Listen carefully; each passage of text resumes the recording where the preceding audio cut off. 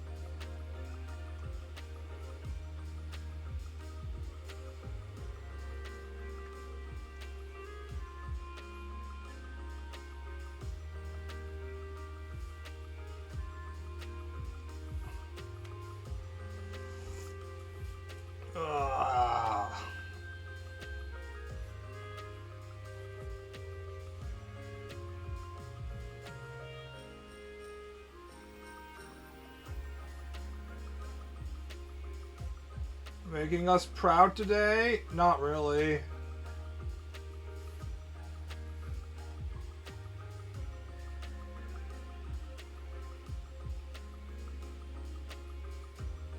At the age of 39, I'm being forced to do adult shit. I did a lot of adult shit yesterday.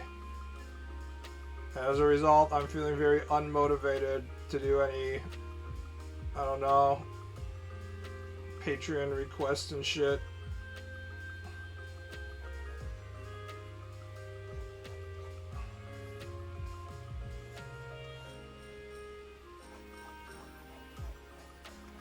Taxes? I have to do taxes as well. Thank you for reminding me. I have to do my estimated taxes by the 15th. Fuck. No, yesterday I did adult things in the real world space in Japan. I went to the hemorrhoid doctor and did that. And then after that I came back and was doing like cooking type shit, or preparing to do cooking type shit.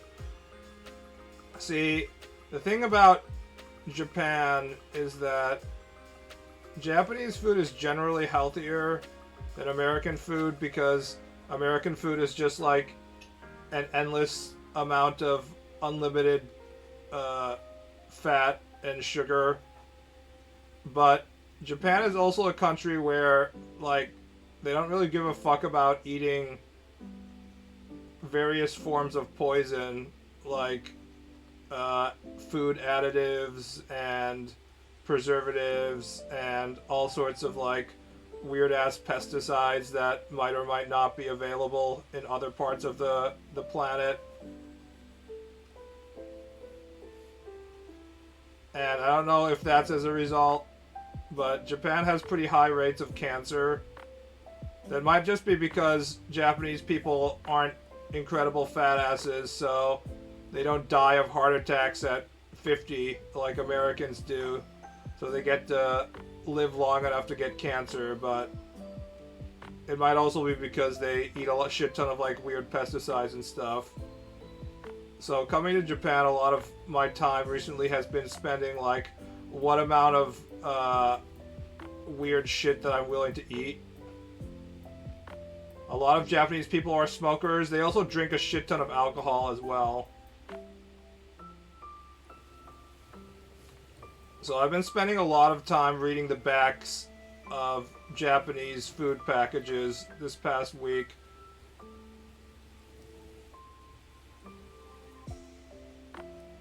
I'm not gonna go like full organic only super, you know, health conscious human being, but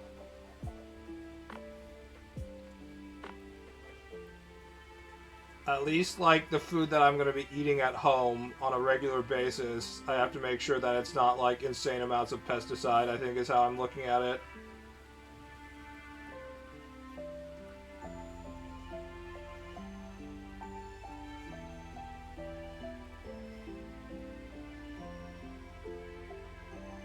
Sorry to hear that. I hope you can recover from the lack of obesity or ass cancer.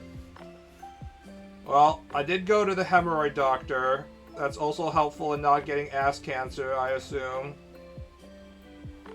Although I don't know if hemorrhoids have anything to do with ass cancer, but you know what I mean.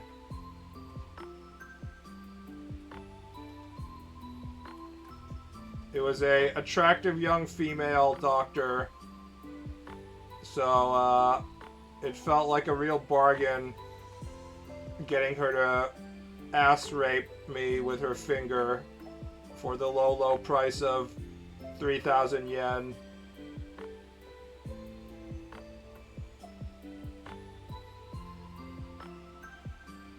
Good day, Ball. Love your art. Cried myself yesterday to sleep reading Yuri. I love Japanese 2D women. Of all the various consumers of anime, the Yuri ones are usually the most mentally unstable.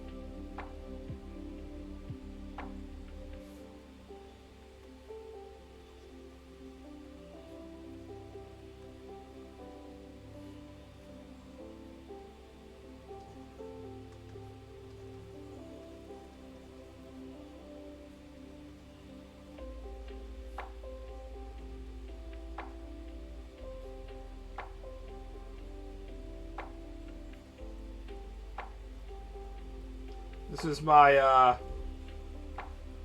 my tier ranking of mental instability in anime consumers.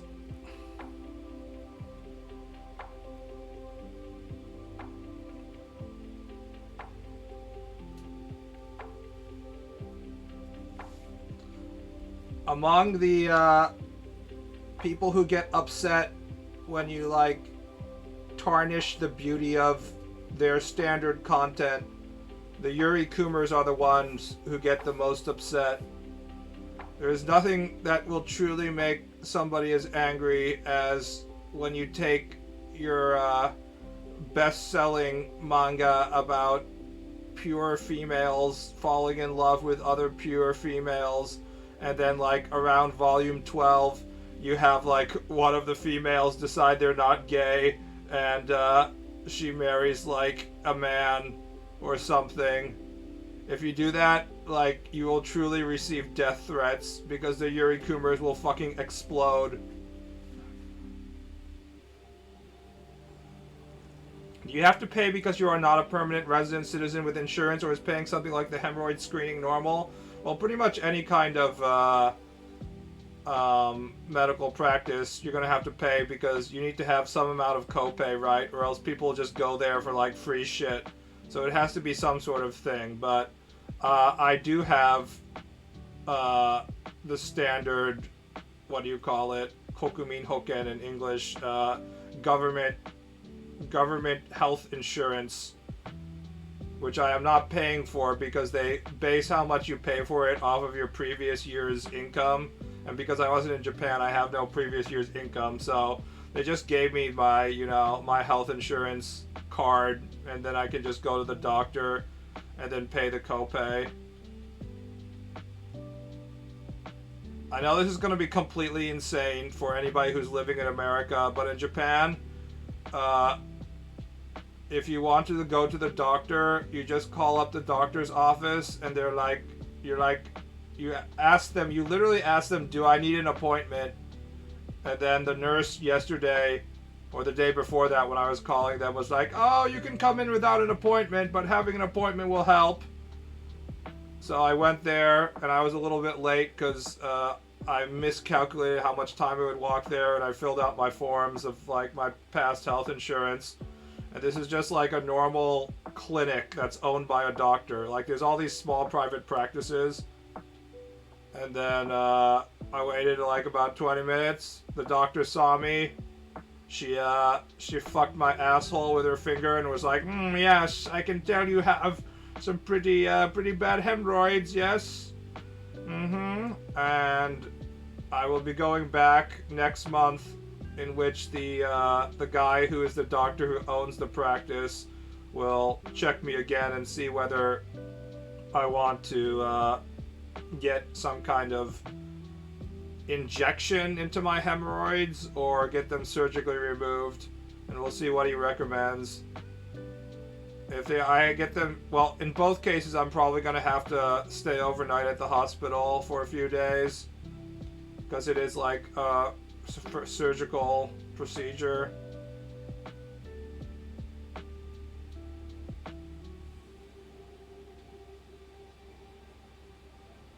As an adult woman who is a Shoto reader, I reject being B. LOL.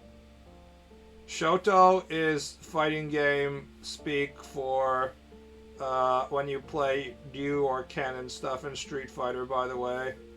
I assume you we're trying to write shoujo. We don't have any the other show word, Shota. I think we can put Shota Kumers up here with S. We'll put in lowly as well. Yum hospital food. I mean, this is Japanese hospital food, so I'm gonna get very good food.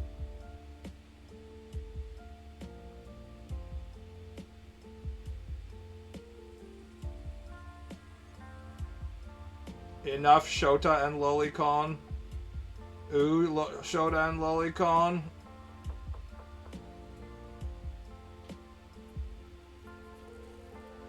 It is kind of weird how they eventually, well not eventually, as your age group goes farther and farther down, there's just a lot of overlap between Shota and Loli. There's all these lowly pigs who are like, I like underage girls, but I also like underage boys as well. And I assume there's a lot of adult females like that as well.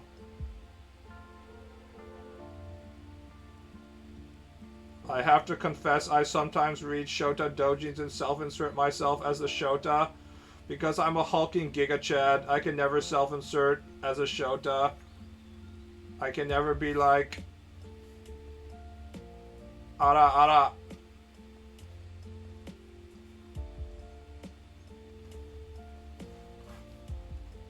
Average Shota posture.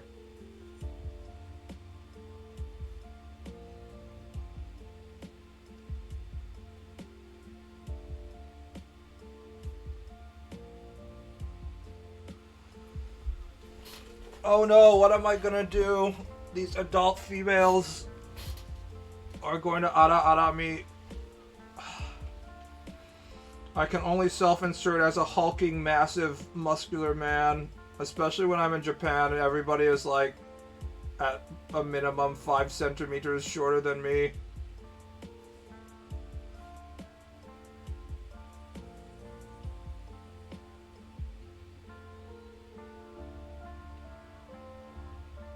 Alright, I'm going to take some requests on the Twitch stream because I have too many, like, official drawings that I still need to finish. What do I need to finish? And if I still have to finish this Starfire picture. Oh, also the Kerono Gunso, where the fuck is that? I have to finish that as well.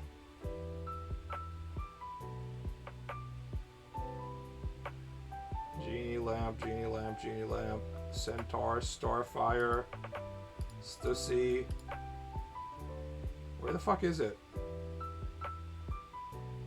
They should say Aki Hinata somewhere. Did I put in my all drawing stuff?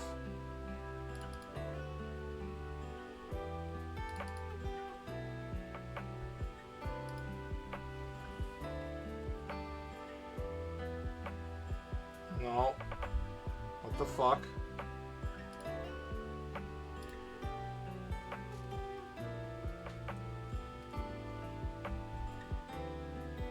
It is on my desktop. Where the fuck is it on my desktop? Oh, here it is. I need to fucking organize my desktop.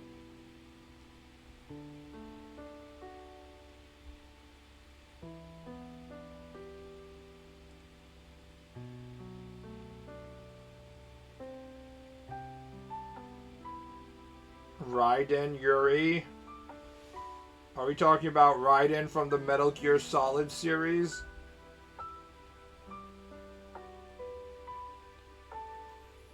Draw Padme in her black Episode 2 fireplace outfit. No, I will not. Are the Japanese that short? Yes, they are.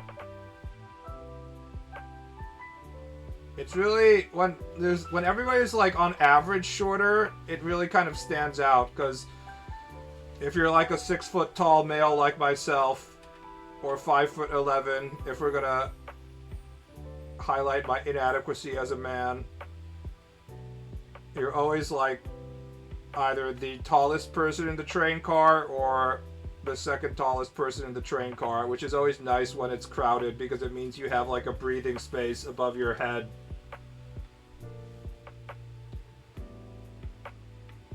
Yes, Metal Gear Solid Raiden.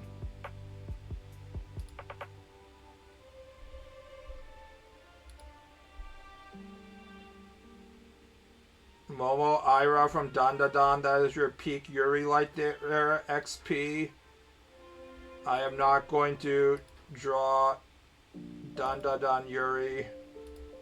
In fact, I'm not going to draw Dandadan anything.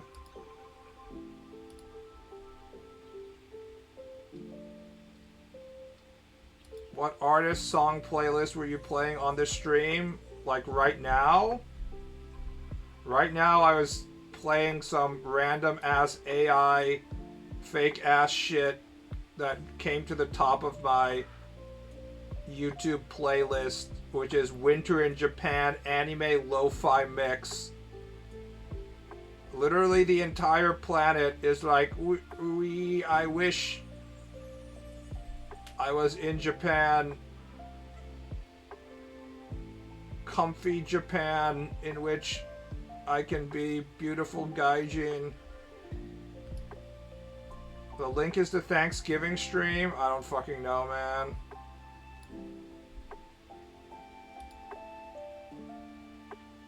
One hour, 13 minutes in. Alright, fine. Let's play, Let us play...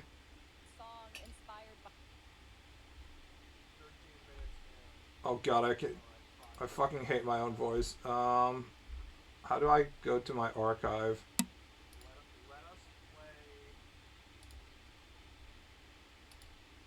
Channel, creator dash, stream summary. Can I go to my own archives while I'm streaming at the same time? Is it creator dashboard? I love how Ball asks for a request and just turns them down. If I'm asking for requests in a Twitch stream, it means I'm extremely unmotivated by the stuff that people are asking me to draw among my Patreon requests, in which they actually give me money.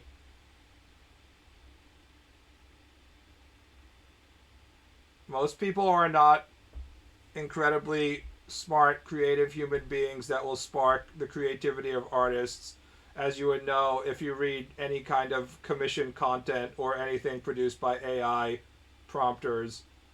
There's a reason why creatives are creatives. Click your name in videos. I can't find them.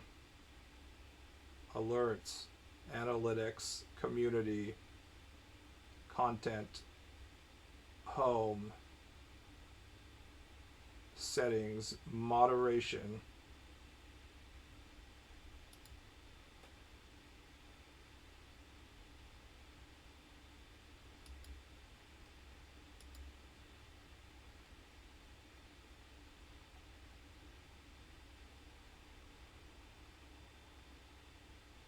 Ball, you should just suck it up and make the money, honestly, especially at this time of year, so you can recover from the money spent from the holidays. Well, that's the thing about Patreon money, is that it doesn't actually have that much to do with the people who request stuff from me.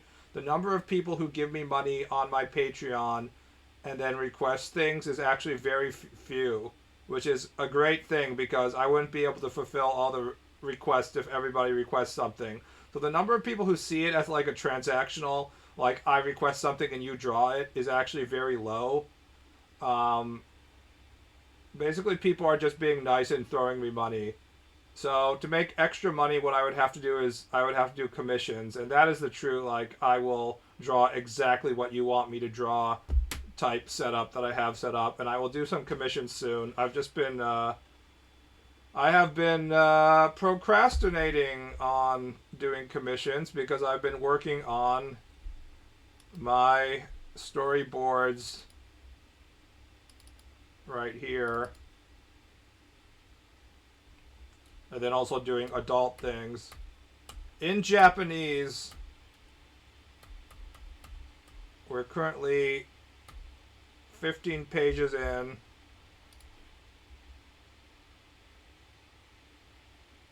This is my first time here. It'd be great if you drew Lum from Urusei Yatsura for request. Alright, fine. Multiple people have been requesting Lum and Shampoo and female Rama recently, so I think we can draw that. I started drawing female Rama, and I kind of got tired of the pose because I feel like it was incorrect.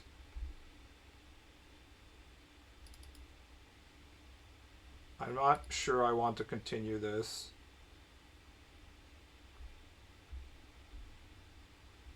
Where's the female Rama drawing? Yeah. I drew this much. See, Takashi Rumiko art is actually very difficult to ape because she's really just a manga artist and not an illustrator, and her characters don't have enough, I don't know. It's better to draw it based on the anime, I feel, like instead of trying to go Takashi Rumiko style. Lum is peak 11 out of 10 request.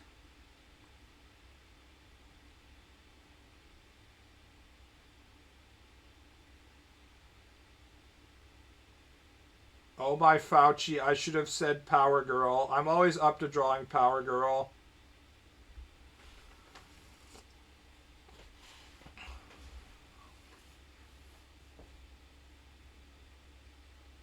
Would you fuck girl Rama? It ain't gay if the man has been magically turned female, am I right? Fellow man fuckers.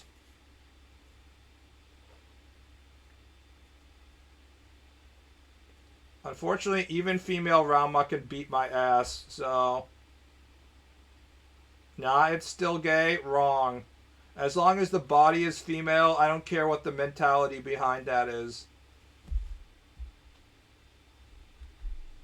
As men, the only things we should care about is whether there is a viable female sexual organs. As men, our goal is to come inside female sexual organ and impregnate female. It doesn't care. We don't care what kind of mental stuff is behind the female body.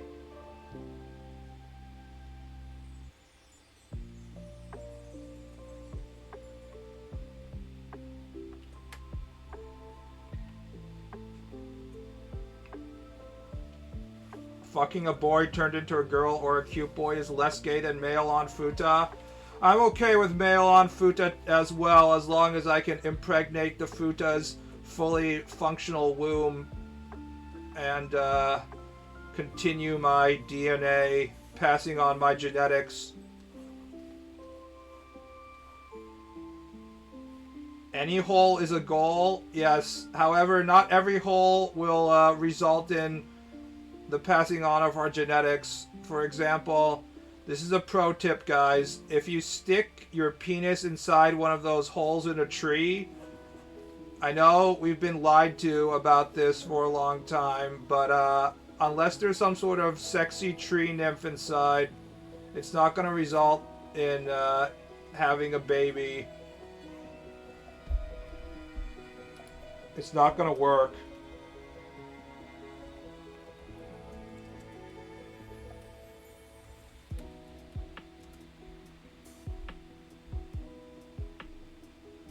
Is Futa okay if she has both of the organs? By definition, Futa has to have a vagina. When they don't have a vagina, they are categorized as she-male in the hentai categorization, and they are not considered to be Futa. Futa, the actual term itself, Futa, means like both ways, so you absolutely have to have all double sexual organs.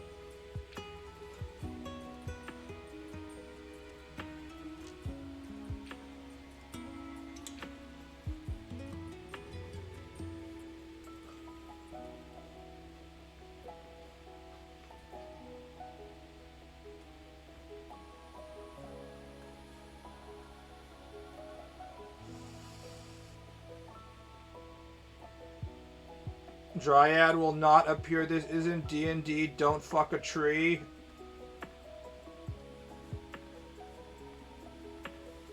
If you stick your penis against rough tree bark, I think even the most hardy of gooners will be like, this was a bad idea.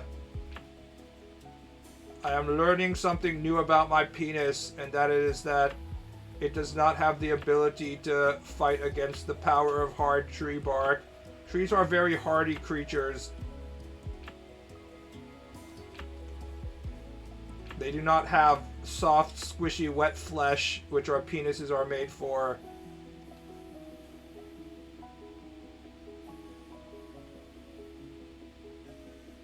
It's always ladyboy, not ladyman. When will they be taken seriously?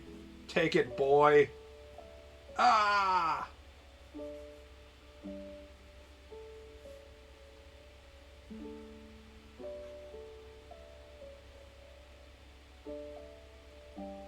Ladyman voices be too deep.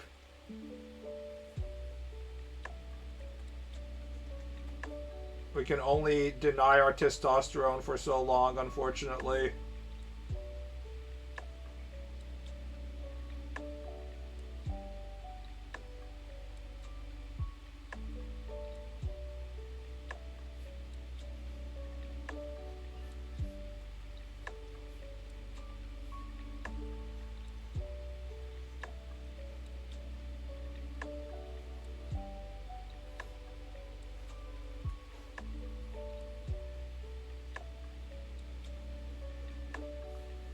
I actually haven't watched much Urusei Yatsura.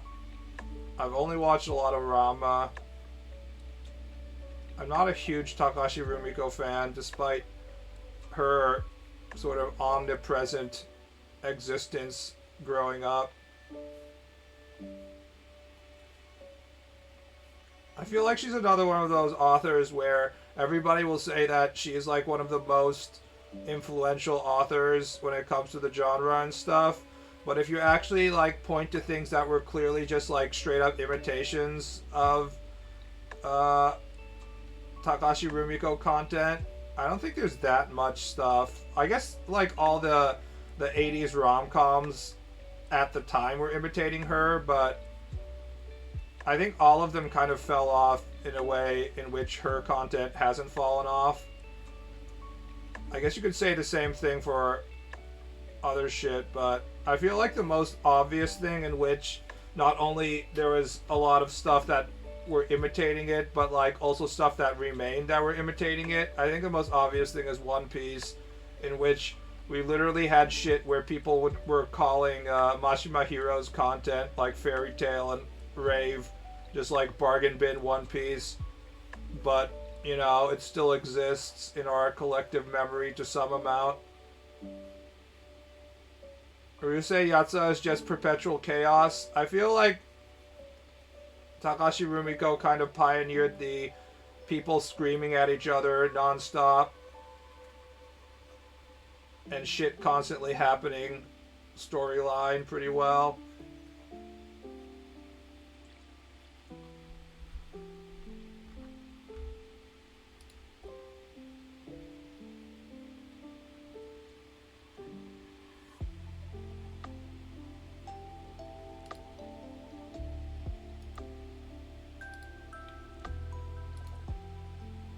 In fact, Lum has become so omnipresent that I think most people doesn't even know that she wasn't supposed to be the main character when they started it. Her being like a secondary character that just showed up and became super popular to the point where now she's the face of the franchise is just like a very typical, like, you don't know what's gonna be popular in your manga until you actually put it out in the world, and then when it does become popular, you just kind of roll with it.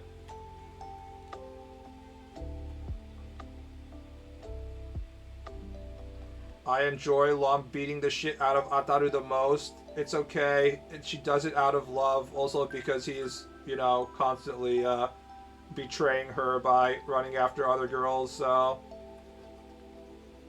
you have to give him credit for being like, you know that you're gonna get fucking electrocuted again if you go skirt chasing, and yet he still can't help himself. Some designs are just immortal. You ever feel that? It's a good question.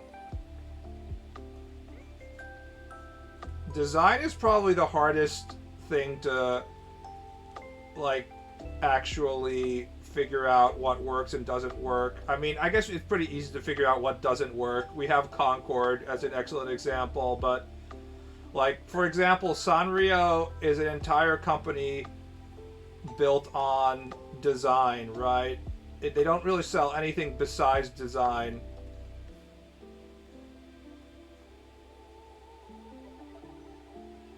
So, and there's like a shit ton of other companies that want to be Sanrio. So what is it about this fucking faceless, I can't even draw it, this thing that launches a million ships right here? There's also a bunch of Sanrio characters that people have forgotten because they tried to launch them and they weren't as successful.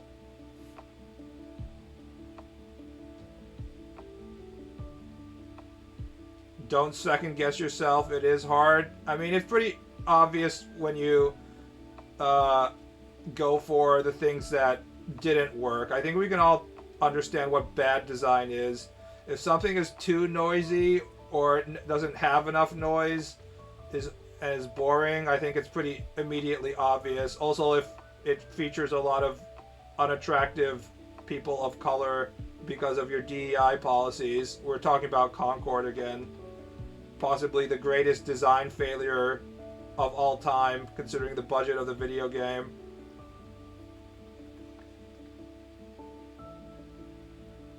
But that's why Toriyama was a fucking genius.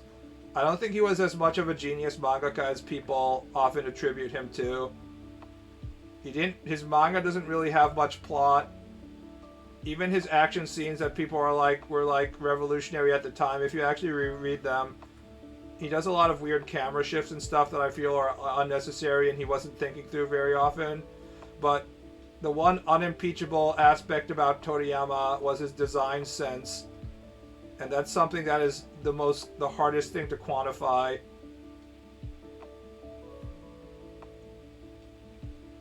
He was just able to sort of convey an entire world with extremely simple design elements in ways that other designers have never been able to do.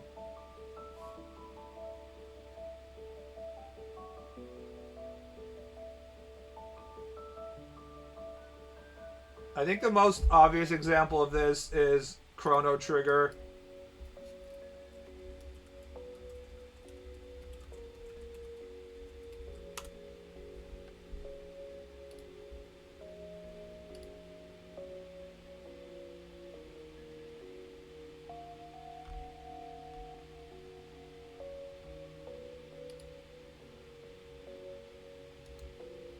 Where we just bring up this simple ass Chrono Trigger image.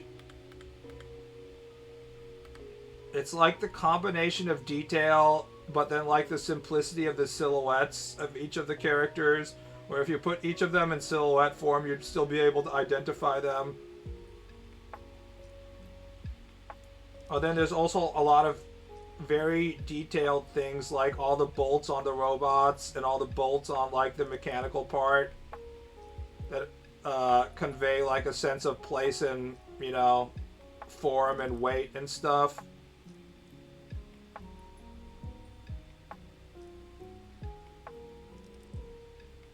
And then you have like the concept of like different time periods, and yet like this weird, you know, 10 million BC barbarian girl, and then the medieval form frog, and then futuristic robot. Somehow they seem to be in like a unified theme. If you told somebody else to make this, it just doesn't look right. As we can tell with fucking Chrono Cross, right? You have the direct sequel to that shit. And I know some people who believe in Chrono Cross are going to be like, no, no, no, that's not true. But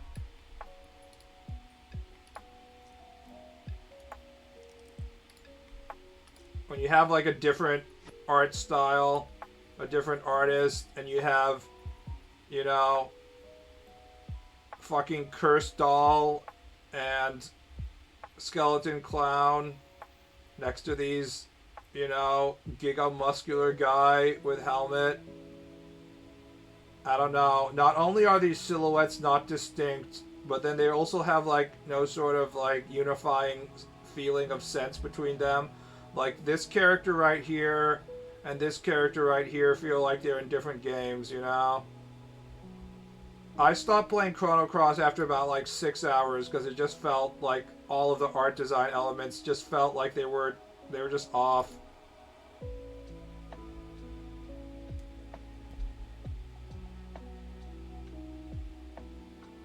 There are some very strong defenders of Chrono Cross, but Chrono Cross to me is the Dark Souls 2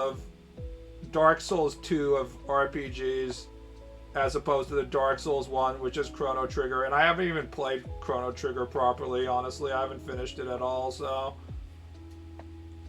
The battle design is so awkward. Yeah, nothing about Chrono Cross felt right to me. So I don't understand how there's people who defend it so hard. And I'm someone who can tolerate Final Fantasy VIII's combat design to the point that it's one of my favorite games. But the whole, like, messing with elements on the field, it just seemed like, what were they fucking thinking? Of course, that was one of the good parts of video games of that era, is they were always trying weird new designs and, like, mechanical stuff, but it didn't work, not in my opinion.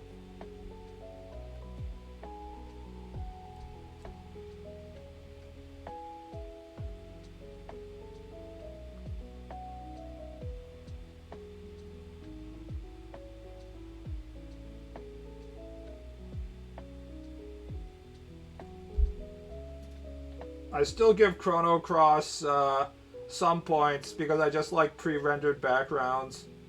I'm such a sucker for pre-rendered backgrounds.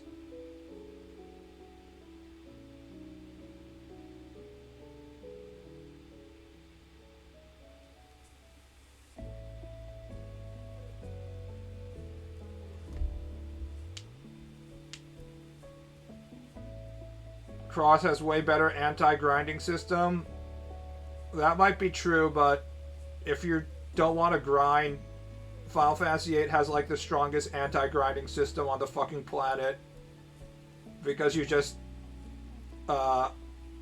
cash in your card collection and immediately you're fucking invincible. But most people don't have the heart to do that. They're like, no!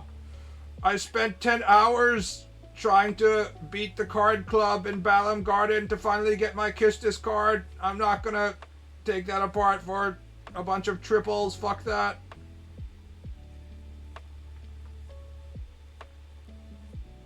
Final Fantasy VIII is just tedious and the story and world building is awful. You're wrong. We've had this discussion a million times. The junction system is a self-defeating mess. That is true. It could have been a good risk-reward system if every time you use magic, your character would be weaker. So then using magic was like, you had to think about it quite a bit. But the fact that you can just replenish magic by sitting around and, you know, draining enemies if you don't understand what you're doing kind of defeats the whole system. The character design and the world design of Final Fantasy VIII is excellent. And I think it was actual peak Square. If you look at the stuff that we think about for, like, Square, Final Fantasy VII and Final Fantasy VIII actually were sort of the peak of that. The combination of magic and tech and pretty boys and, like, extremely flashy shit. The flashy shit was, it didn't get good until Final Fantasy VIII, if you look at the difference in graphics.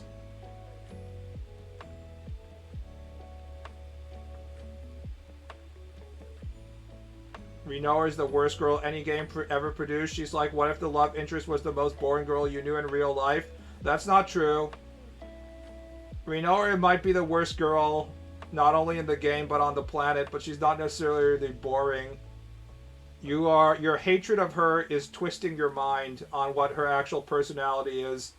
Renoa is a leader of a anti-government terrorist group, but she's also like a pretty princess, spoiled brat daughter. And then, like, within a few hours of meeting her, her reality of, like, wanting to be, like, a revolutionary and how difficult that is getting, like, exposed in the real life. And Squall has to be, who is an actual mercenary murderer, has to be like, Renoa, you're fucking retarded. And then she goes and pouts in a corner and is being like, I'm not retarded! Which might be extremely annoying, but it's not necessarily boring. It's a weird character that, honestly, doesn't do very well for the narrative because she's sort of an odd man out for the rest of the party because she doesn't have the whole, like, memory loss thing going on her as well.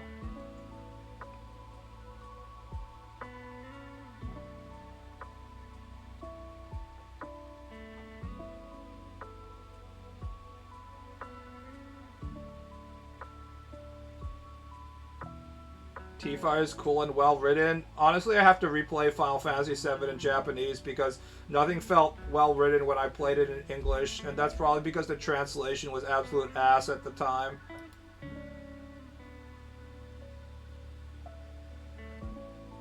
Talk about Selfie and Kistis. I mean, it doesn't help Renoa that there's vastly more attractive females around her. Apparently during production, they were trying to make it so that you could choose which of the girls you want to date. There was supposed to be a romance system, but they axed it. Honestly, at the end of the day, I don't see myself as Squall as my self-insert. I see him as a different person from myself. So if Squall likes Renoa, that's his own free will. It's not for me to say anything about that.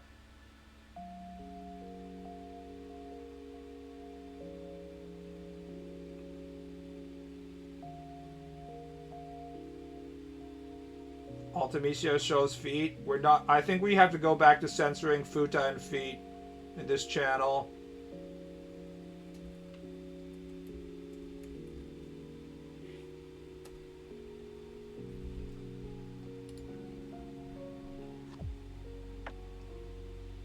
Rinoa is his quirk Chungus. She really is. Rinoa is supposed to... Rinoa is like what happens when an author designs a big quirky Chungus precious cinnamon roll too pure for this world that you're supposed to want to protect, and then nobody actually likes them. And then the character falls flat and everyone's like, I fucking hate this character. You need a lot of skill to be able to design a character in which people like just want to, I want to protect this beautiful, perfect cinnamon roll from the horrors of the world. If people don't like them, then you're in deep trouble.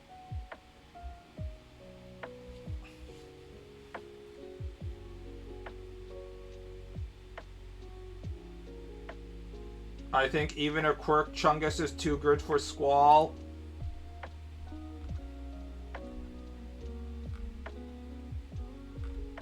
What Squall needs is a older One-chan to be like, you're a good boy. I think. Unfortunately, Quistis is too much of a girl failure to provide this energy for him.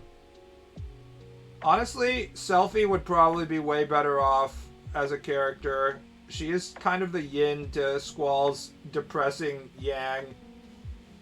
Or is it the opposite? I guess yang is the positive one and yin is the negative one. Because Squall is always like, psh. What he needs is quirky. I mean, that's a big problem is with Rinoa, is that Selphie outdoes her in the whole quirky Chungus category as well. Squall needs a cheerful girl with a short skirt who likes trains and stuff.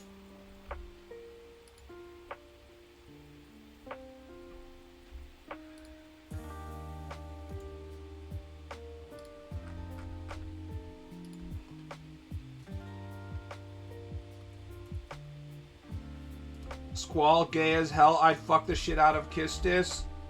Yes, but we're not allowed to have actual sexual relationships in our rated T14 video games.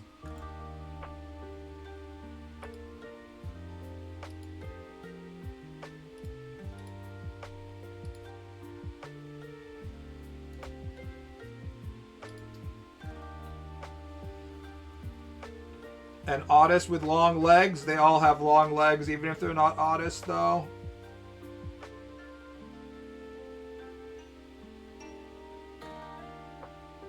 Squall should have just given in to Ultimisia. That's what he needed. If we're going with the Rinoa equals Ultimisia theory, Yandere future Ultimisia is Rinoa. If we're going with that, then that means that Rinoa was the best choice for him all along. How ironic.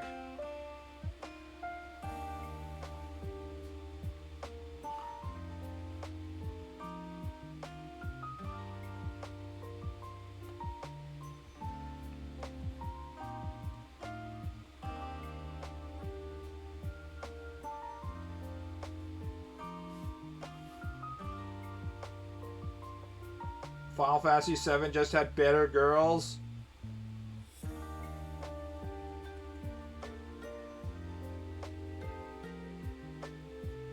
I don't really play Final Fantasy for the girls, to be honest. I play it for the desire to go to a far-off exotic place. And both 7, 8, 9, and to some degree 10 satisfy that itch. 11 definitely satisfies that itch. 12 does satisfy that itch. 13 does not. 14 did for a while.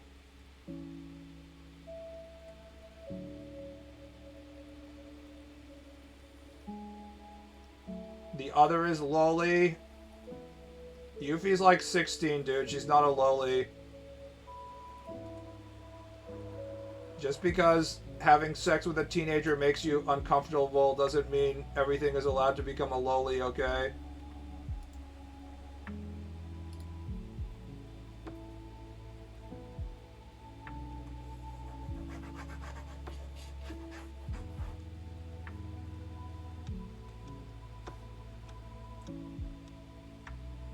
Your taste really is in interactive anime. It's surprising you don't really watch anime, considering interactive anime does not have highly detailed pre-rendered backgrounds. It does not make me feel like I'm going to a far-off place, because half the time they have like Malaysian slave workers drawing the backgrounds. Anime really is more in the genre of, at least more recent anime, it's in the genre of character moe instead of like hardcore fantasy and stuff like that. There's nothing realized about the world. Yuffie is mentally a loli. That might be true. That's what makes her so fuckable, isn't that right, chat? Haha, just kidding, Twitch. I would never sexualize a teenager. Yuffie, you must keep the zipper on your short pants as tightly closed as possible, or else we will not be able to get any of the DEI money. Now that DEI is dying off, I wonder if they'll allow Yuffie to unzip her shorts in the third game. Yuffie is a brat. She needs materia correction.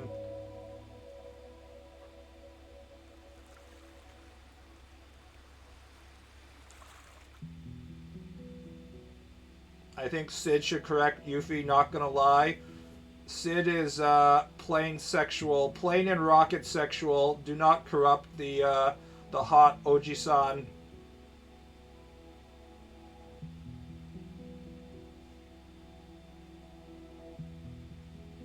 Another benefit of pre-rendered backgrounds is it made the games way more well-paced. I just want to go back to dramatic camera angles.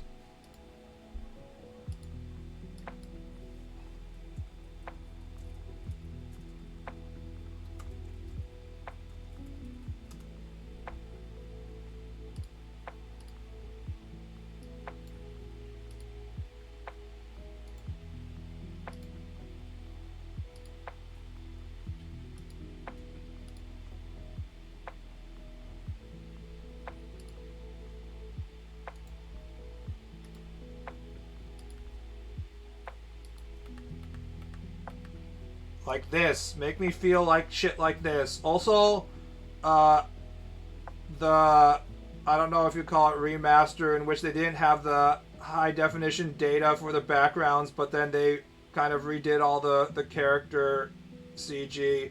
So it looks like the characters are popping up on the screen at all times. It looks like absolute shit. I bought a CRT TV just so I could replay the games in the original format on my PlayStation 1, which still functions. But I had to leave to Japan, and I obviously can't carry a CRT on my the fucking plane, so I didn't get to replay the games on my CRT like I wanted to.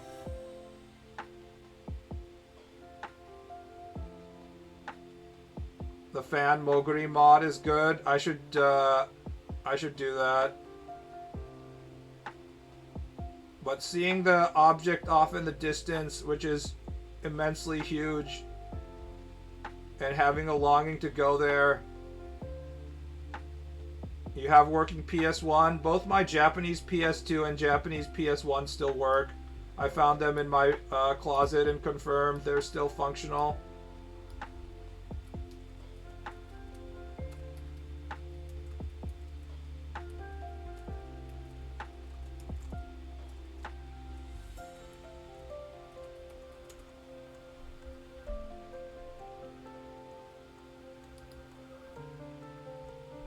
Once again, I must quote J.R. Tolkien. Part of the attraction of The Lord of the Rings is, I think, due to the glimpse of a large history in the background, an attraction like that of viewing far off an unvisited island or seeing the towers of a distant city gleaming in a sunlit mist. To go there is to destroy the magic unless new unattainable vistas are again revealed. Also, many of the older legends are purely mythological, and nearly all of them are grim and tragic. A long account of the disasters that destroyed the beauty of the ancient world. See, Tolkien fucking understood that. This is exactly what he's talking about. Viewing an unvisited island or seeing the towers of a distant city gleaming in a sunlit mist. To go there is to destroy the magic. It really is that way. You have the magic when you're looking at the tree, and then when you actually get to the fucking tree, then you have all these fucking random encounters where you have to fight massive bugs and shit. But it's okay, because when you're done with that dungeon, there's another glowing vista in the, the background that you get to travel to. That's what fantasy is about, and that's why these games need to be at least 70 hours long with pre-rendered backgrounds to give us that sense of, magic and awe and wonder and exploration.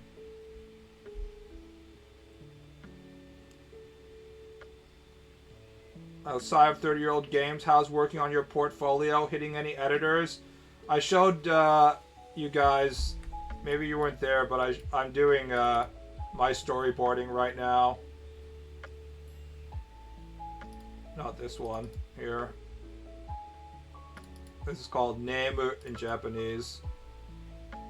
See, Japanese storyboards. We're working on it.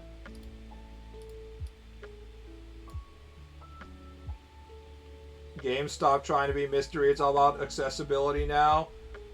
And unfortunately, it's a thing about a lot of things in life.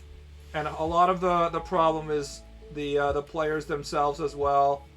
Part of the reason why Final Fantasy XI was great was you couldn't just go to one location whenever you wanted to. There was no fast travel. If you wanted to warp, you had to actually pay a white mage or have a white mage character class yourself. So there would be people in cities that had white mage character classes being like, I'll do taxis to make money. If you wanted to get from one location to another without paying a white mage, you had to wait for the airship, and you had to earn the right to an airship. What this created was there was a sense of distance between objects because there was always a travel time. You couldn't get from one location to another immediately. What that required was, it required the gamers to buy into this sense that, yes, I don't get what I want because this is a living world, and as a result, I have to actually travel by chocobo or airship or pay somebody to warp me. Once you apply quick travel to anything, it no longer is a physical location anymore. It's just a sense of a bunch of disjointed places that you can zip around. It's no longer real. So you need to have your player base to be willing to accept a certain amount of inconvenience.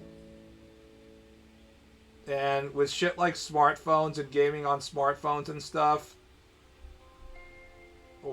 fewer and fewer people are willing to accept that. They want their dopamine hit immediately. And as a result, we are all poorer. People need to do dopamine resets because they're fucking pumping their brain so full of dopamine all the time.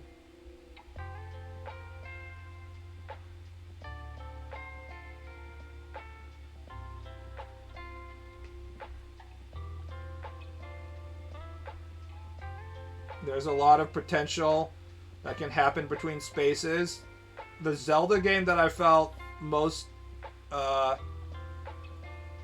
embodied the concept of adventure was actually Wind Waker. And that was because there wasn't much fast travel and you had to go across the ocean in your ship and a bunch of shit would happen on the ocean. It's actually the travel time. It's not, that's what they say, right? It's not the destination, it's the journey. So once you eliminate the journey by allowing fast travel all the time, then there's no longer any adventure. You have to force people the journey, whether they like it or not.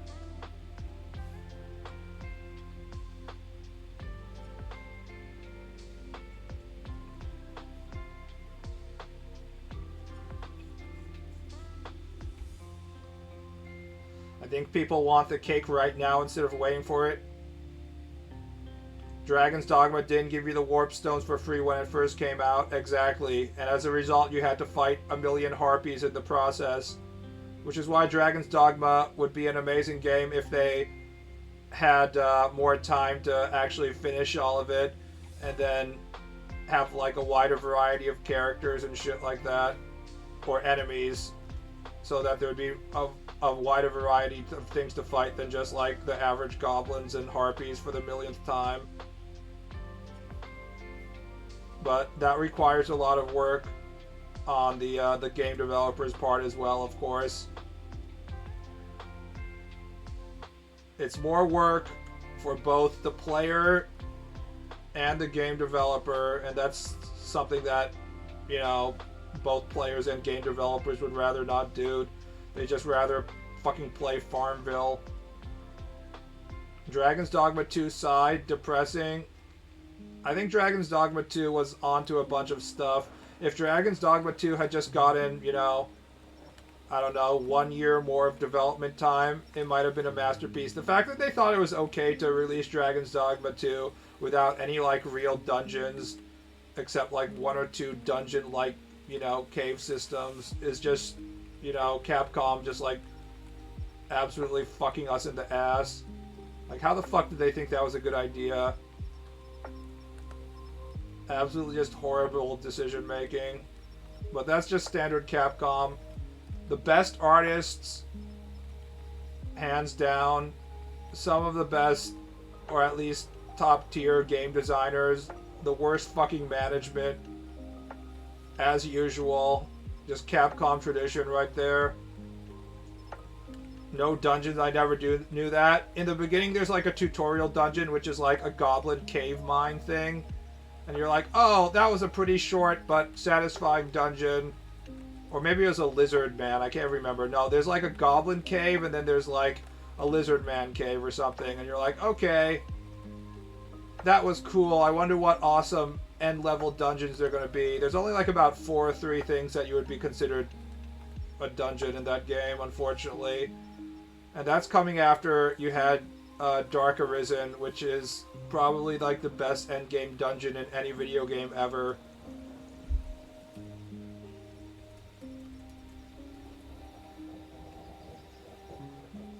I still enjoy Dragon's Dogma 2. I played Dragon's Dogma 2 until my eyes hurt.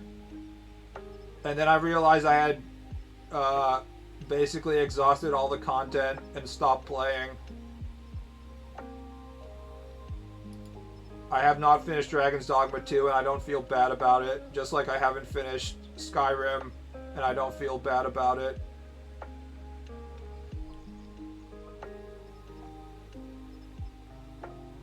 That's called a cave, not a dungeon. Oh my god, those lazy fucks. Caves can be dungeons. They just have to have like some design element in it. It can't just be like just a cave. If it's a cave set up with like goblin traps and stuff, I consider it to be a dungeon. I never liked Dragon's Dogma 1 endgame dungeon. Well, you're wrong. There is no better endgame dungeon than Bitter Black Isle. It is straight up one of the best fucking endgame dungeons ever created.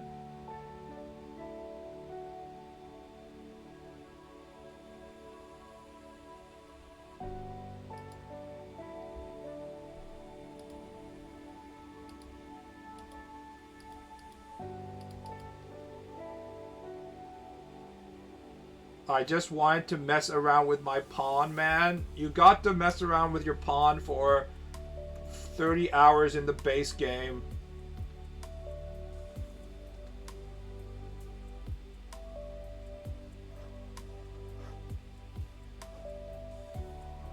Even the Everfall is quite a bit of fun. But Bitter Black Isle, really nothing beats that level. fighting death and stuff. We need more games in which you get to fight death. When you show up at Bitter Black Isle early and you're under-leveled and, like, you get encounters with death and you're like, oh shit, my entire party is dying on me right now. Oh fuck, oh no. It's those kinds of water cooler moments for why I play video games. Alas, they happen very rarely nowadays, if at all.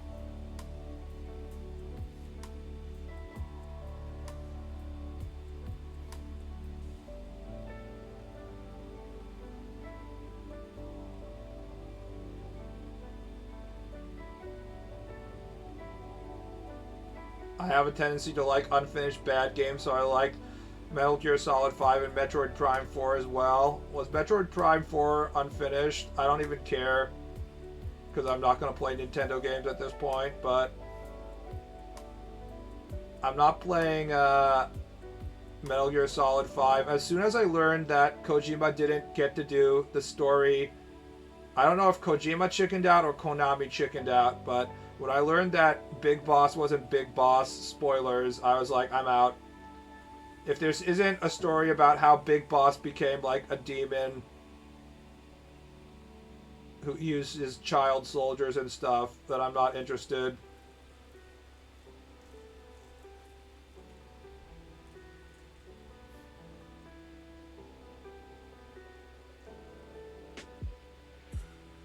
The Minotaurs, they grapple you and shit and wind up with a great hammer to crack your skull. I don't think they were considered to be Minotaurs. I think they were just guys with, like, Minotaur-themed horned helmets. I liked how, in the base game of Dragon's Dogma, there's, the trolls get excited if your pawns are female. You know, getting some Berserk vibes right there. It's like, the subtext is the troll wants to rape females. He's getting horny. And it's like, LMAO, haha, rape, that's funny. Dark fantasy, that's cool. But when you get to Bitter Black Isle, there's the upgraded version of the trolls, and it's elder female trolls. And it's like, it is excited by the smell of men! It's like, oh no. It's the upgraded version. She's horny for men. Good times.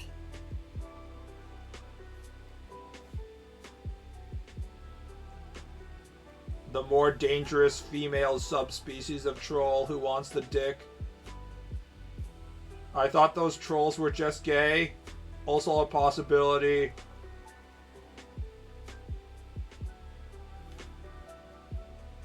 We'll never know.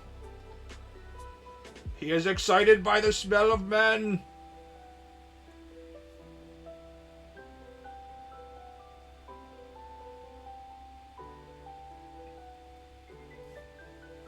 I love the troll segment.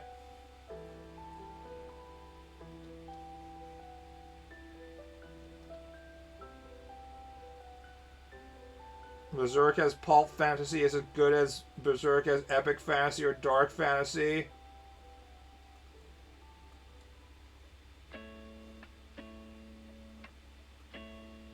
I think the troll is more dark fantasy than epic fantasy. I think we're trying to categorize this shit too specifically.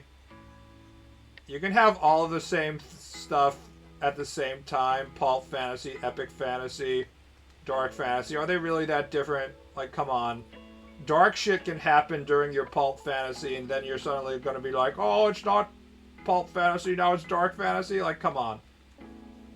Like, bad things happen in realistic worlds, so then now is everything going to be dark fantasy as soon as a character dies? We will never get Demon Fucker Guts. We got Demon Fucker Guts in Chapter 1, and then they retconned it, and they're like, no, Guts doesn't spend his time raping demons. He's not that weird. It would be a pretty different storyline if Guts was like, well, excuse me now, Casca. Well, because you're retarded, I'm gonna have to go get my rocks off by raping this demon. Excuse me.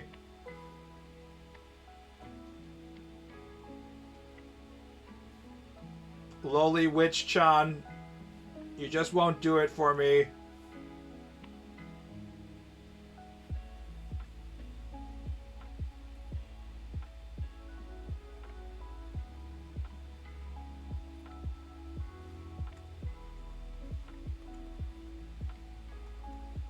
A piece of media can have multiple genres. I will say this. Isekai content isn't epic fantasy or dark fantasy or pulp fantasy. In fact, it's not really fantasy at all. Because there's no real caring for the setting. The setting doesn't really affect any of the actions of the characters in isekai fantasy, which means it's basically not fantasy. It's just an excuse to have characters do whatever the fuck they want and be overpowered.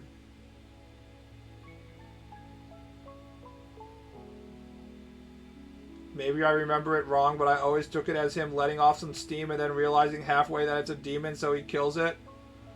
I think he understands pretty well what he's doing. That's not true for all isekai, just the bad ones. Yeah. But unfortunately, the genre of isekai has been so populated by really, really bad authors that it's like 90% of them are just the bad ones, so...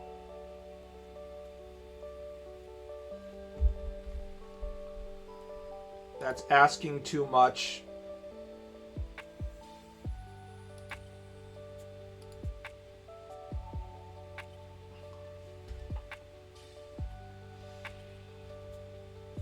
I want an isekai where I become a convenience store working in a fantasy realm. I work minimum wage in another world. Unfortunately, isekai is about wish fulfillment. So while there are isekai convenience store anime manga that already exist, because of course they exist, it's not about the awesome fantasy of making minimum wage. That would be too realistic. Isekai isn't really about going to another world and exploring the other world. It's about wish fulfillment for people who have no hope in being able to fulfill their wishes on the current planet. The only world they can think of is like an entire... They need an entirely different world for them to somehow be happy and successful.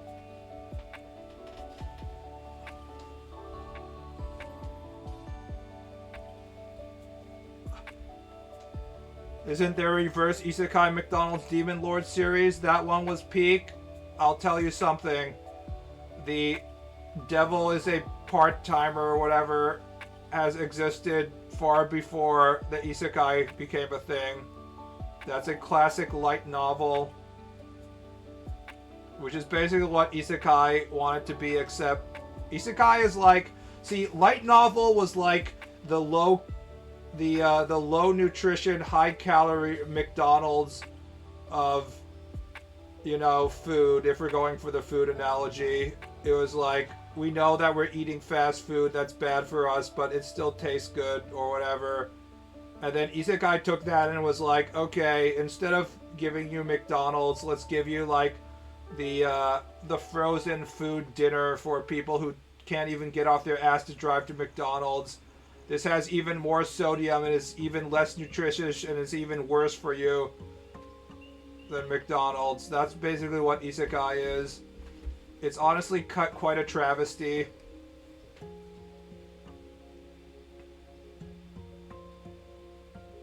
This tracks back to your pre-rendered conversation. The careful and intentional design of the world should actually matter. It isn't just a drop back for eye candy's sake.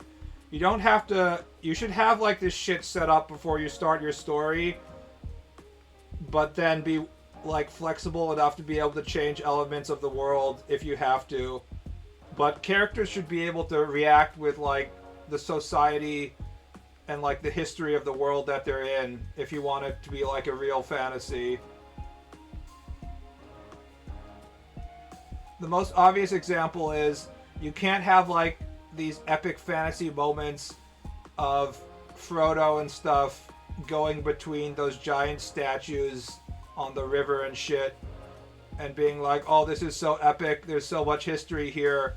What is the meaning of this, as you, the reader, contemplates the history and the place and time and stuff like that. You can't have moments like that if Frodo is a average Japanese high schooler who is in this new world and everything he knows is more technologically advanced.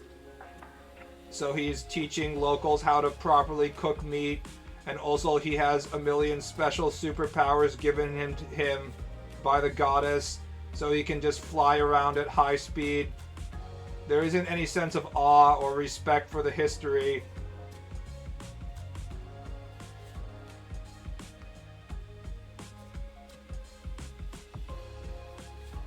Ball, I promise Tom is cool. Buddy, there's a reason why Peter Jackson left Tom Bombadil out of the fucking movies, okay? Introducing prevention for salmonella is a pretty good isekai story. One of the things that gets memed on the Japanese internet is like, there's a Japanese guy who goes to their new fantasy world, and one of the things they teach people is the concept of like cooking their meat properly. And people are like, oh my god, he knows how to cook meat. He knows how to properly flip the meat and salt the meat. What an amazing invention. It's the most retarded shit on the planet. And thus, it's endlessly made fun of. But it's like, it's an example of how isekai, instead of making the main character smarter and more capable, they just make everyone around him fucking stupid. It's a very strange... Well, it's not a strange thing. It's because the writers can't... You can only write a character that has the same mental level as you, the author. Right? You can't write a character that's smarter than you, the author, unless you're just being like, oh, this character is so smart. He's Reed Richards. He can just invent a machine to do that. Like, that's about as smart a character as you can make. Like, you can't write a genius detective if you're not smart enough to, understand detective shit, right? It's very jarring when a stupid author tries to write a smart character, because it's immediately obvious that they're not smart enough to write the smart character. Well, the same can be said for just like general competency. So you can't write a competent character in an isekai storyline if you're not also a competent human being. So instead, these isekai authors who are like, low, like high school dropout otaku losers who spend all their time thinking about their wish fulfillment fantasies about cute girls liking them, they can only write stories in which the society around the main character is just, fucking retarded. I would go into a fantasy world and invent the trebuchet. They probably have like some sort of magical cannon already that's more powerful than the trebuchet, my friend.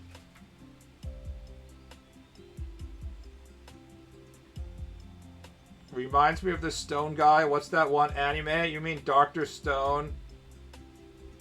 I don't know if you're raising Dr. Stone as an example of like the author isn't smart enough, or he is smart enough, but Dr. Stone is like challenging the limits of not just the author, but more like the readers. It's like basic level chemistry and geology and shit. But like the readers are supposed to be middle school students, so Dr. Stone was pretty good. The writer for Dr. Stone is the same writer for iShield 21, Inagaki Ryuichiro, and he's currently doing the writing for a business manga featuring the author of Crying Freeman called Trillion Game. I highly recommend it. I only read like 1 or 2 volumes because they were open for use.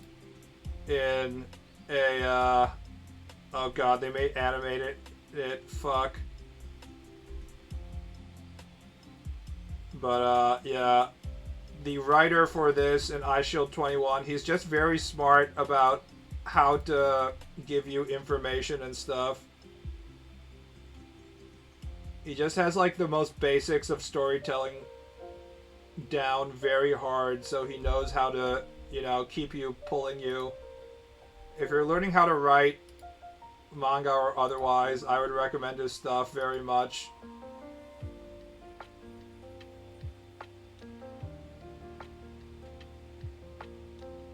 I want an isekai where the bullied MC gets sent to a fantasy world and instead of having relationships with humans, he just fucks goblins instead. I'd rather just read an isekai about an annoying Mesugaki gets sent to isekai fantasy world and gets fucked by goblins. But there's already a lot of things like that. It's called hentai.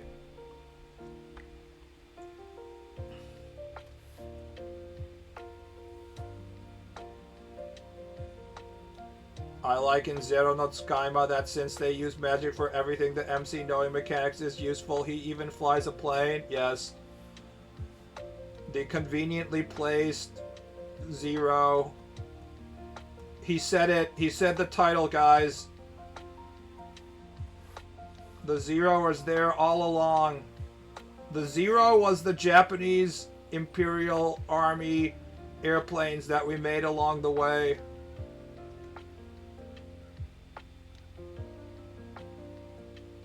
What? It's a Metsugaki. I am afraid you're too pure for this stream, my friend.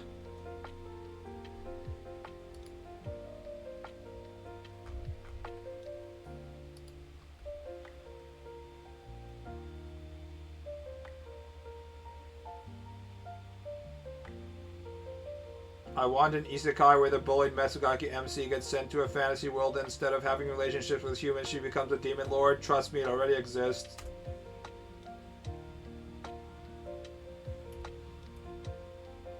Any kind of variation of different anime components. What if we did the opposite thing? Has already been done at this point. I guarantee it.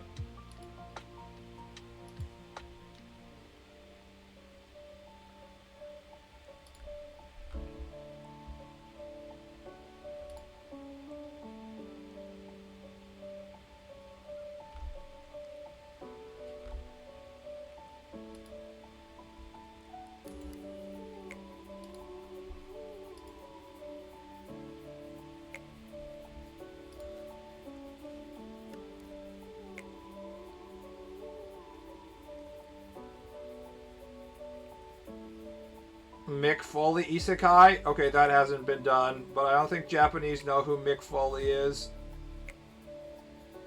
There has been a wrestling heel isekai, I'm pretty sure.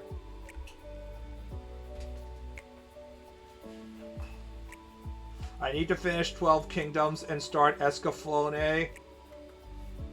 The primordial ancestors.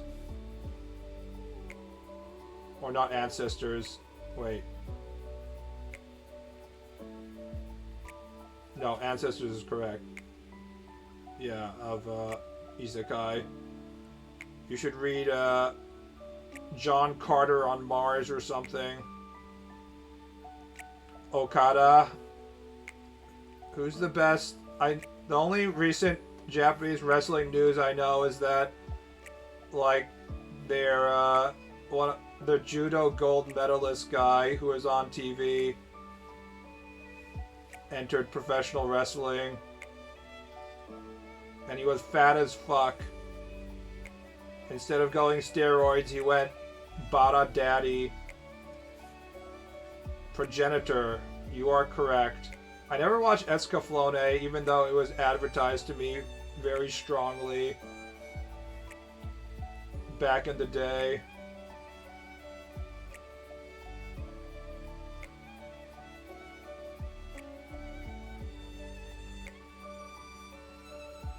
the fuck do I draw Lum's hair?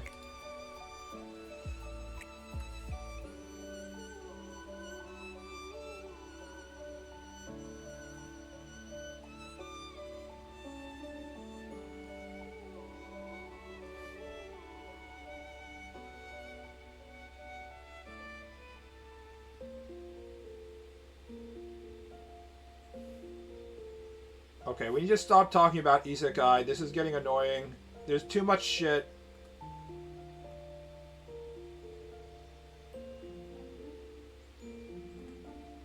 Stories should be more than having a clever concept in the beginning.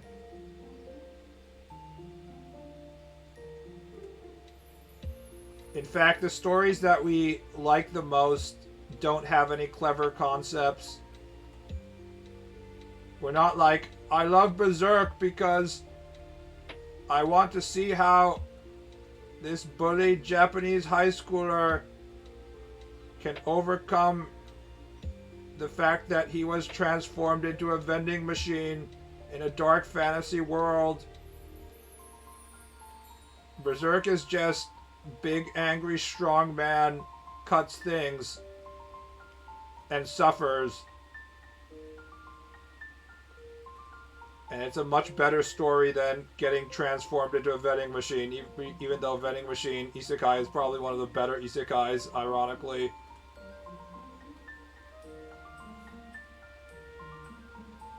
Stories should be more than 9% self-insert slop. Yes. They really should be. We should be able to read a story and be able to read it from a third person, as in, like, appreciate a character who isn't ourselves, instead of being like, this character is me.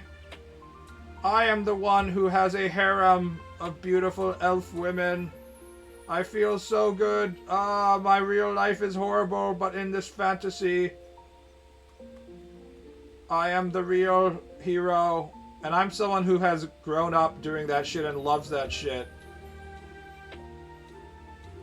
But it's like eating junk food, you know? At some point, you have to turn off the spigot and read something nutritious. We must instead read the story about mentally ill Russian man killing landlord lady or something. I don't know. What's the most nutritious form of reading? What would you guys recommend? Because apparently if I am just like, you must read Crime and Punishment, the other literary people are like, this guy is a fucking amateur, he's talking about Dostoevsky. It's like, okay, fine. Dostoevsky is shit. What am I supposed to read then? Eroge? True. Eroge is the most nutritious form of storytelling.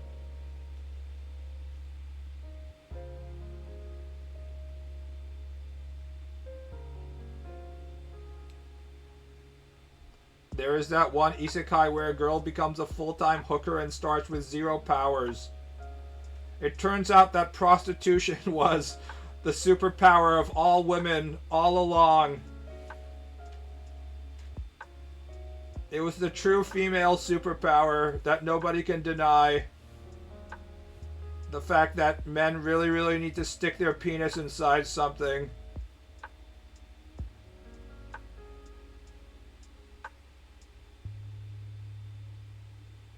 See, having this conversation got me thinking about a good idea for a story. Girl who tries to become prostitute but is so bad at dealing with other human beings that she fails at that. The most absolute bottom of the barrel. Like, even if you are truly have mental issues, guys just want to stick their penis inside you, but she's too much of a spurg that she can't be a prostitute. Unfortunately, I don't have the life experience of being a woman or engaging in prostitution to be able to write this.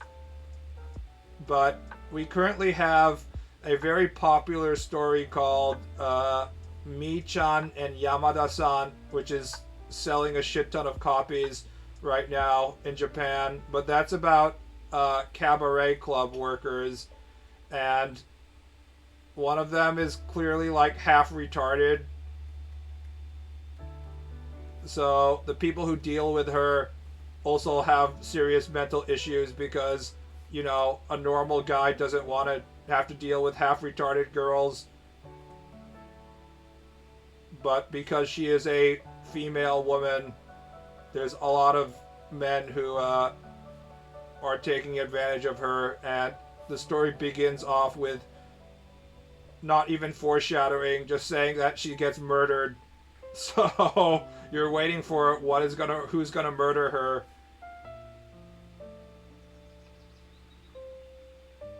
Is that even possible? Well, you could become a prostitute in which the only thing that guys care about is your hole, and they treat you very degradingly.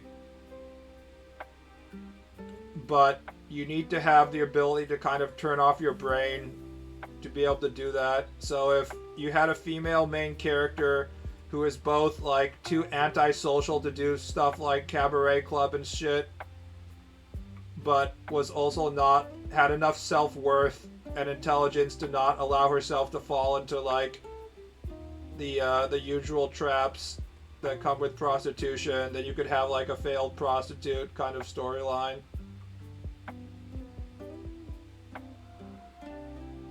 Women get killed a lot. Actually, men get killed more than women. Women don't want to talk about this because it hurts their perpetual victim narrative, but the most amount of murders is men killing other men because men are just inherently violent.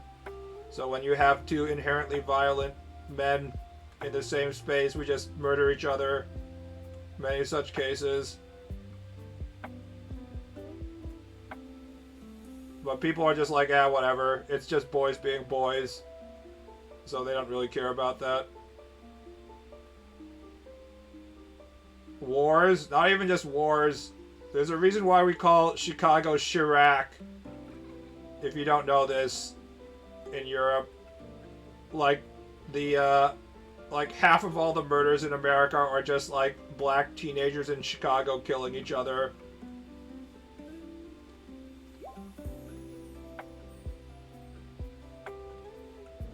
There was literally more murders in certain neighborhoods in Chicago than there were in like Civil War era Iraq and stuff.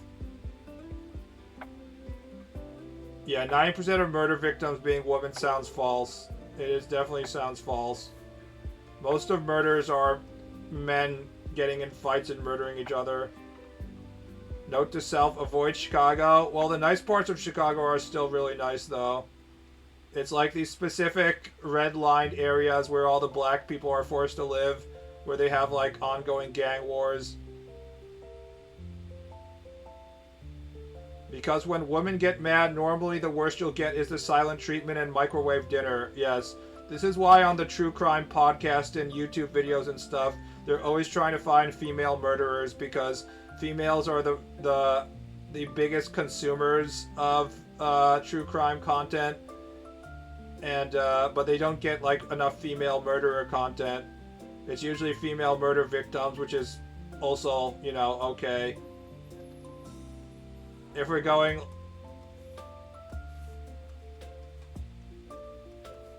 true crime tier list, SS,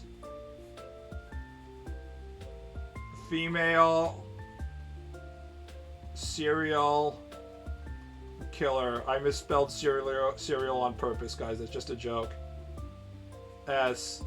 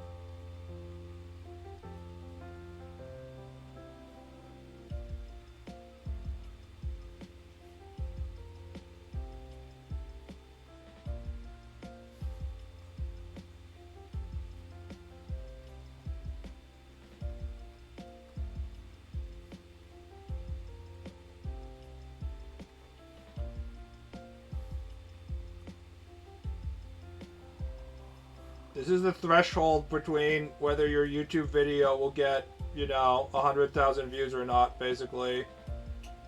Ball's about to say all lives matter. I hate to say this, but it kind of is an all lives matter shit, by the way. There was a documentary I saw, and there was like a black male serial killer who was killing black female prostitutes. I think it was like Cleveland or Ohio somewhere, and the cops were ignoring him to the point where prostitutes had escaped from his murder house and like told the cops that he was a mass murderer, and they didn't do anything. And like he actually had like a fucking bathtub full of bodies and stuff. Like he had murdered like 20 people at that point, to the point where the neighbors were smelling the rotting corpses, and that's when finally the cops went and found him and arrested him. But this was a black neighborhood with a black serial killer killing black female prostitutes, so it didn't even register. It's like, this is like how society cares about true crime content, but it's also actually how like cops and shit work in America. It's incredibly fucked up, but I don't live in America anymore, so it's not really my problem.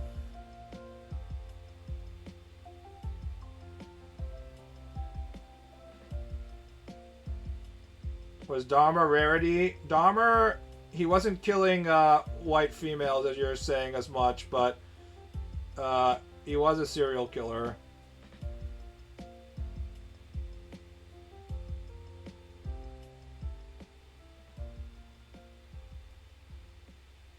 There was also a drugged up black dude who stabbed the girl on a bus a year back. We're talking about the Ukrainian white woman on bus that just immediately got stabbed by the crazy black guy from behind her, and everyone was incredibly shocked because, white female is very valuable member of society. You're fully Nippon now? Yes. Dahmer was gay. He killed dudes and boys. I can't remember who's who at this point. They all sort of merged together. Yeah, Jeffrey Dahmer was, yeah, you're right. He was the gay guy, right? I can't remember who is who. Anyways, the reason why it's this way is because the consumers of true crime are white women, but it's also because white women are the most valuable content that society has in America, which is why when a white female goes disappearing or something, it's immediately like national news. Something that will never ever happen for, I don't know, a black male, for example. If a white female disappears, everyone's like, oh my god! What has happened to this woman? White female. It's especially important that you're blonde, by the way. So if you're a white female, make sure to dye your hair blonde.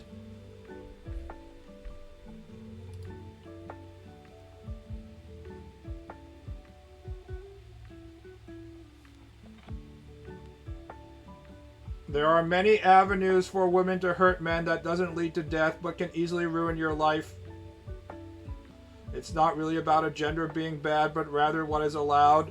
Men are more violent than women, but that's only means in a physically violent or testosterone causing us to commit just like physical violence acts. That doesn't mean that women are morally better human beings. They just don't immediately like punch a wall because they get angry. Instead, they spend all their time seething on Instagram.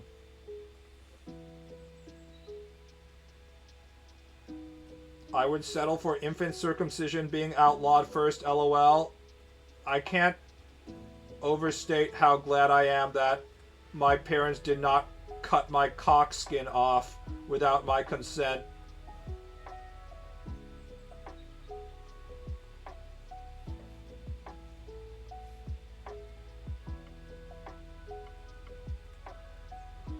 Especially considering that it has a lot of our pleasure nerves for like sex and stuff.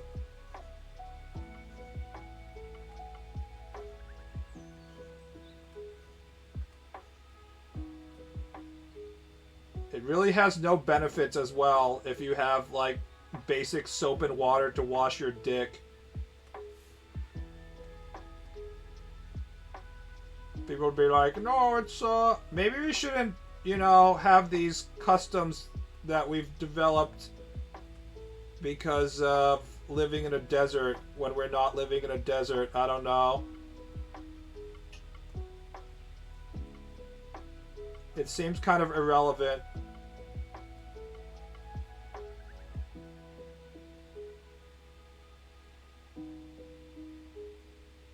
Growing up in a country that preaches egalitarianism between the genders and facing these absurd contradictions, it's honestly embittering. Yes. We're at a weird point where feminism has already achieved a lot of its goals. And now a lot of the current feminists are openly just being like, society should just benefit women more than men, instead of being like, you know, equal and stuff like that. And there's not a lot of people calling them out on it. Well, there wasn't a lot of people calling them out of it. We're currently in the incel chud phase of our politics in America, so there's actually a lot of men's rights activists in the right wing being like, "Ree, women!" all the time, so that's not exactly incorrect, but...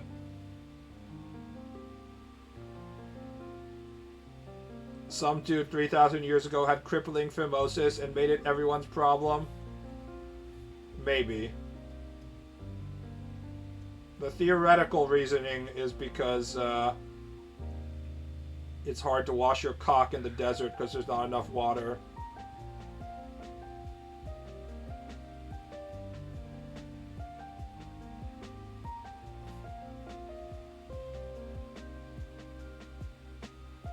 The men of my family have had their dick skin cut off for thousands of years, so I like to imagine if it were intact, I would have an enormous foreskin. Like all the men who didn't have foreskins would simply have theirs add on to mine.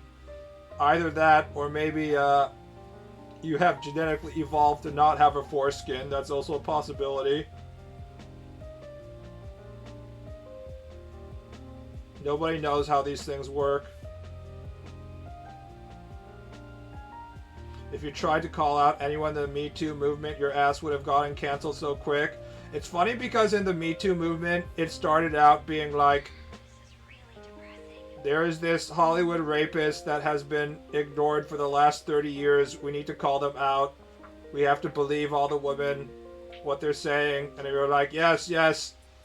And then, like, you know, Amber Heard and these people really started to abuse the whole shit, and now people are just tired of it.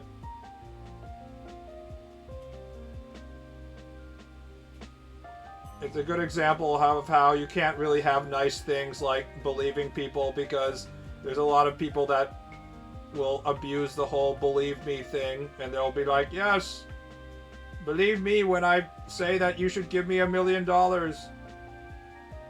Amber is a bitch. It's funny how I read like New York Times and liberal media still hasn't noticed that the rest of society has come to the conclusion that Amber Heard basically torpedoed the Me Too movement by being a lying, scheming bitch. And no matter how much you like try and convince people that it was the incel chud male patriarchy who took down Amber Heard and stuff like that, you can't convince us. We saw her on the stand. That bitch be psycho. I ain't standing up for her rights. Most women don't report their rapes, and when they came forward around 2020, there was no evidence to substantiate. I heard that, like, in certain police precincts, they have, like, gigantic warehouses full of rape kits in which they did the rape kit procedure, but they didn't have it, they didn't test it, they just, like, put it away, and were like, well, our job here is done. We have the rape kit data, and we'll do nothing about it, so...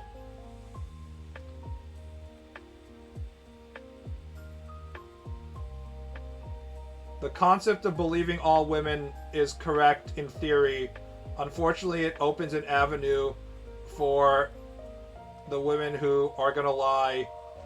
And like the core concept of like we have to believe all women all the time is fundamentally flawed because it's based on this idea that all women will be morally, upstanding. And obviously we know that isn't the case, so... New York City had a backlog of abandoned rape kits, which is why they had changed their statute of limitations. We shouldn't have statute of limitations, to be honest. The only thing statute of limitations is good for is in, like, police dramas in Japan, which also has a statute of limitations. It's often like, we're gonna reach the statute of limitations in 30 hours. This is our final opportunity to find this guy who committed this murder, 8 hours ago. I don't know. Japanese statute of limitations, I can't remember how many years it is, but it's probably too short. I don't understand why there needs to be a statute of limitations. Just be like, this is a cold case, it's on the back burner, we're not going to fund it anymore. If you haven't served the time, why should your ass be free? I don't understand it.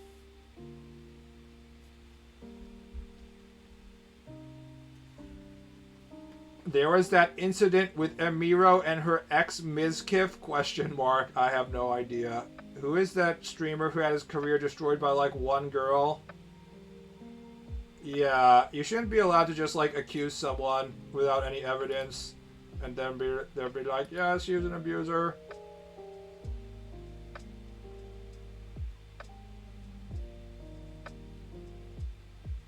We simply don't know the truth. I'm annoyed at the stats claiming that 99% of rapists get away. Yep. It is true that everything's just assumptions. I agree with that.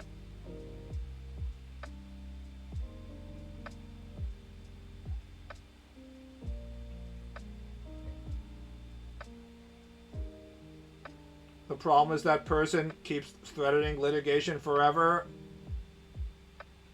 Just make it so, like, if we haven't done anything with it, there isn't a statute of limitations.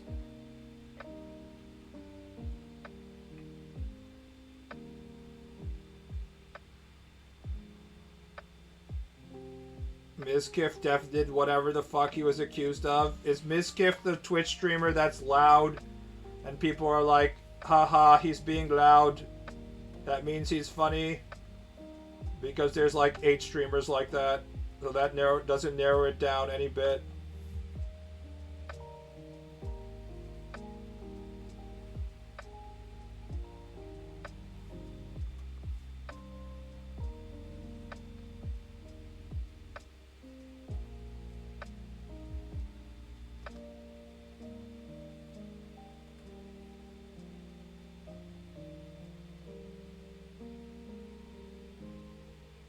There are people trying to dispute with Emiru, but her allegations were backed up by her account.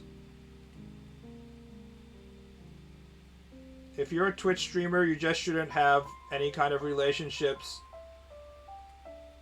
of any kind, so you can, that way you'll be able to relate with your customer base better. You should just be like, I am a loner, I never have any friends, I never leave my room, just like you. This is why I'm a successful streamer and Mizkif is not.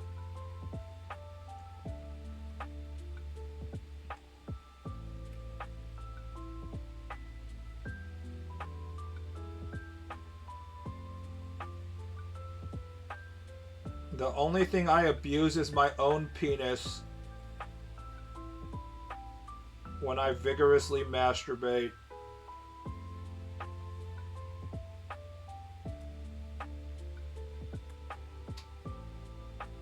That's what VTubers try to do, but it's never true. That's because those are females.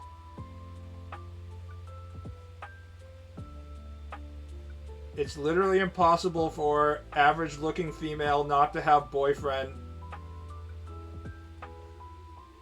As soon as she has any kind of opportunity to find boyfriend, she finds boyfriend, especially if she has anime avatar.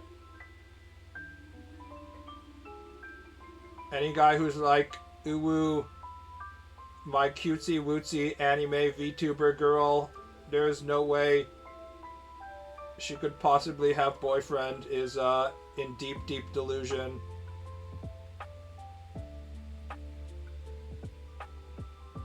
The one year I had to go to TwitchCon, I wanted to commit Sudoku. Because of the smell, I assume?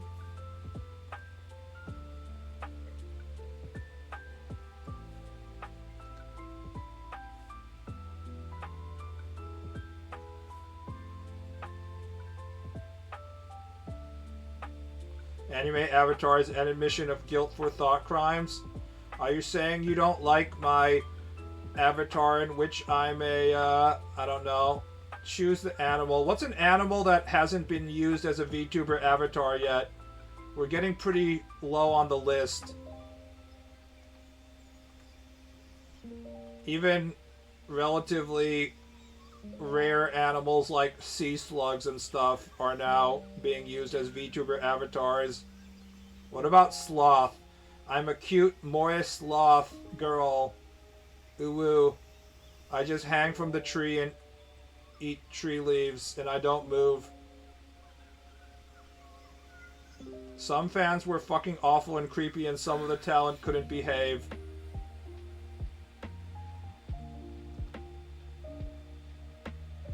I usually consider to myself to be a neat shut-in spurg, but then every once in a while I'll meet like actual spurgs, and I'm like, oh, I thought I was the master, but I am but a pupil of spurgness.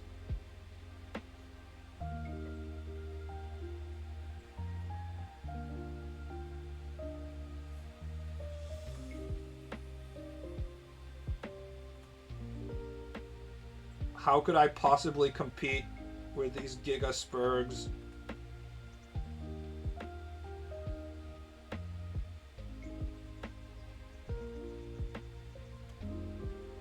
You're pretty bad at being a Spurg.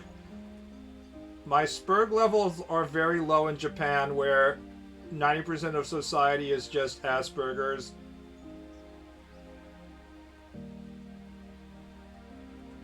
Also, I can use my Gaijin powers to behave like a weirdo, and people are like, he's just being a foreigner, which helps a lot.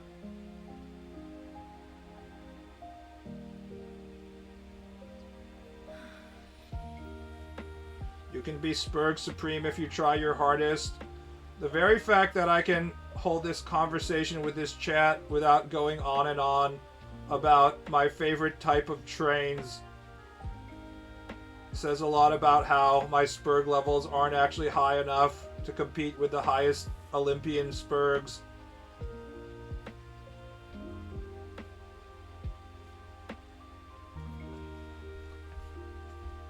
You're just a loner, those are actual total social failures? Yeah. You have to be a social failure, you actually have to go out into society and interact with society to fail in society.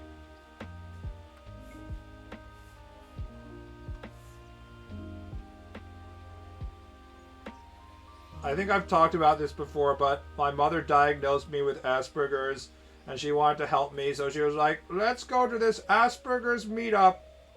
And I got to meet like the actual Asperger people, and I was like, oh god. This is way fucking worse than I thought I was. Wow.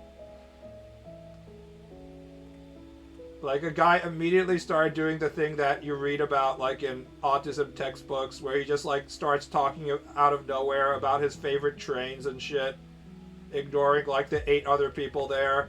He's just like, my favorite train is the EX0537 model. It's the best train because it was originally designed in 1979 with the purpose of transporting people in the Soviet Union. It just goes on and on. It's like, oh shit, he's doing the thing. Any hotties there? There was one female. She was not a hottie, shockingly. Who would have thought?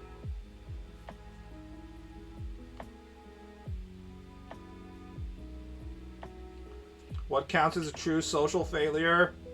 There's a lot of different types of social failures. Just because you have autism doesn't necessarily make you a social failure. It helps. But it's not an automatic. Like, you can be a normal social human being and also be a social failure. People who obsess over trains are some of the best individuals, though. The train companies explicitly say they're not going to hire you if you're a train otaku because they don't need people who are obsessed over trains. They need people who treat running the trains as a normal job. They're like, JR is just like, we're not going to hire you if you're a train otaku. Please don't ask.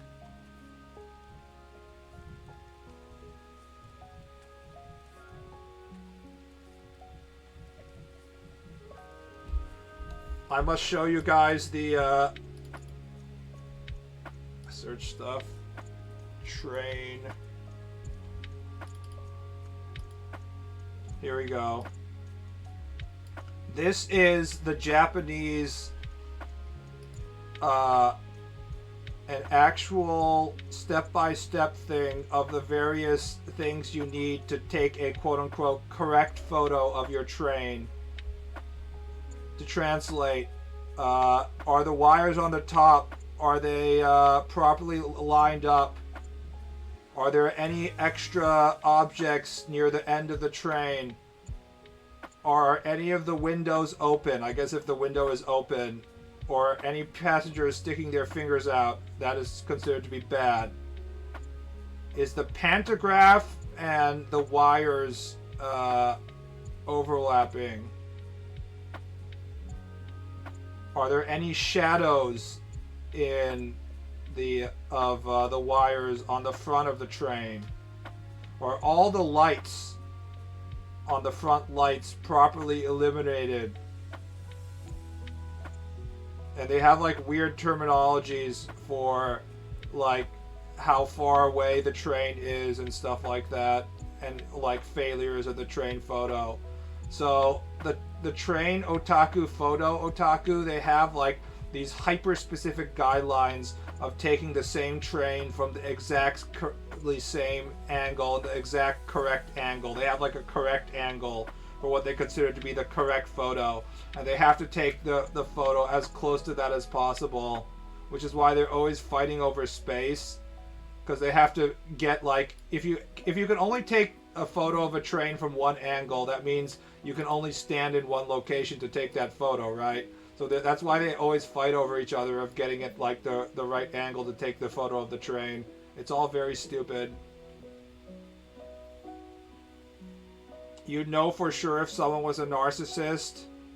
I watch enough failed human beings on YouTube. I know which people are narcissists. That's something that you get to see a lot of if you consume true crime content, is narcissists.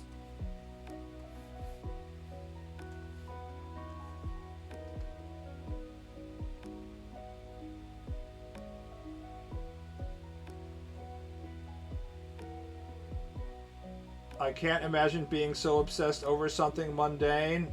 That's the tism right there, my friend.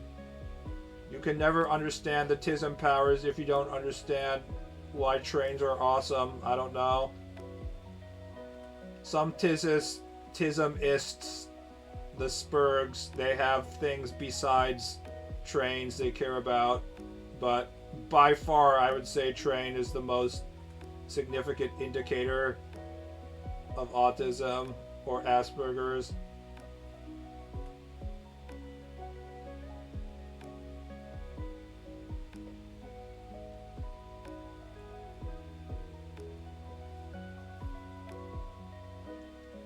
The eyes are a little different.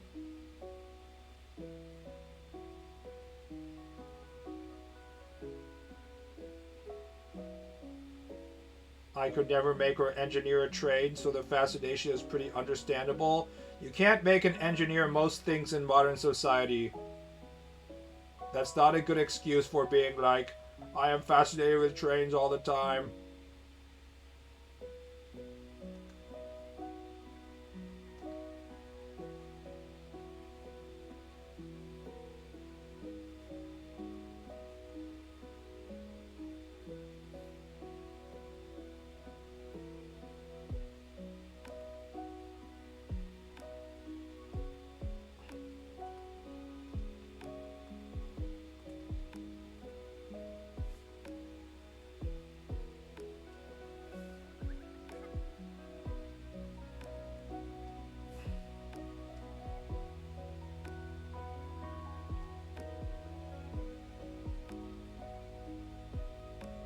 People lose their shit over feet, so why not trains? Apparently, that's the reason why there's a lot of foot fetishes. Has something to do with like the way the brain is set up. I don't know. It's something like the part of the brain that recognizes feet and like hands and stuff is very close to like the part of the brain that recognizes sexual characteristics. So if like you have some sort of weird brain connection, your brain like short circuits and you get like a foot fetish. I think that was explained. There's a reason why the foot fetish is the most common form of fetish.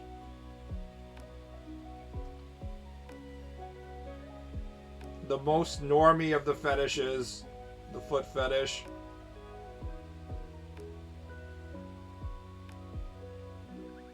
If I didn't have feet, I might be a foot otaku. I don't know. What, are you a Jeongu?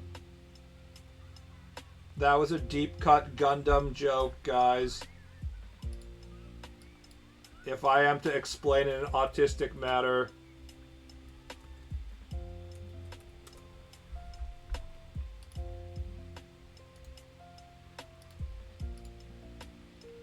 This is the Jeongu. As you can see, it has no feet. In the first Gundam anime, when it appears, the engineers are like, Char is like, where's the feet? And the engineers are like, sir, the feet, they're just there for aesthetics. We don't need feet. And to this day in Japan, if someone has no legs and they are horribly disabled and in a wheelchair, you are allowed to make fun of them and call them a Jeongu. And everyone will laugh because everyone understands Gundam and it's all funny. Why is he doing the old hail? Because it shoots lasers out of its thumbs and fingers and stuff. So it has to do the Hitler salute if it wants to shoot lasers.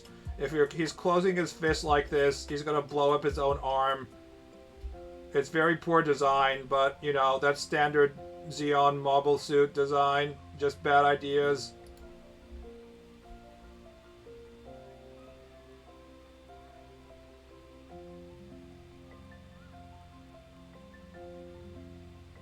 I like my Zakutu variations and that's it.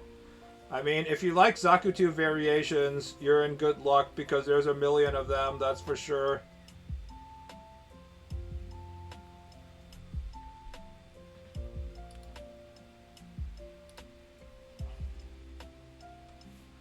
Guys, what's your favorite Zakutu variation? Mine is the Gufu.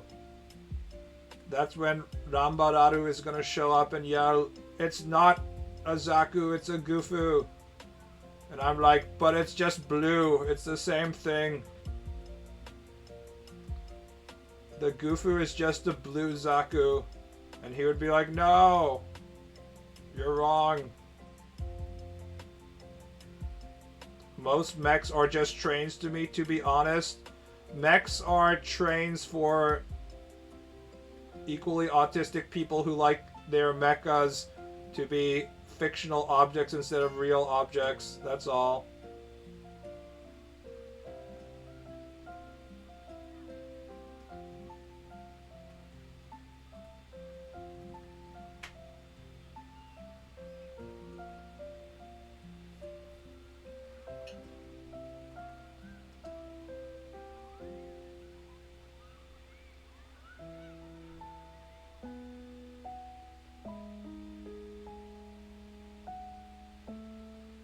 I'll take my Goof custom. I like most of my mobile suit designs from the OVA stuff.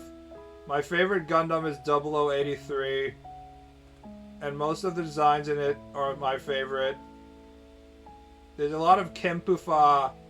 Campfar. I don't know how you pronounce it in English. Kempufa is the weird katakana. But that's a blue Zaku, except it has a shotgun. I'm a big shotgun fan. The Kempufa is the only mobile suit with a shotgun.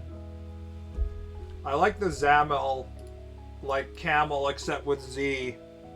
It's like Zam. That's a Zamel.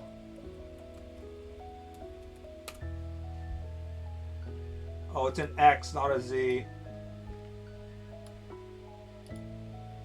Look at this fat boy.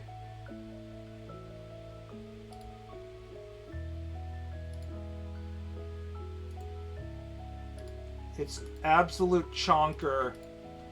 If you'll notice, it has this huge fucking folding cannon that folds out onto its shoulder.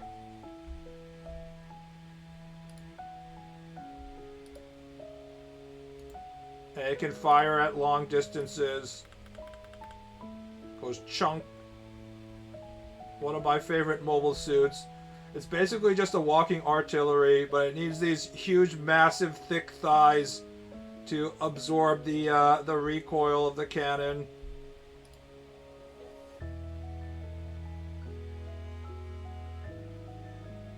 One day I will watch Giant Robo as you've instructed to us, Master Ball. One day you should. It's not that long.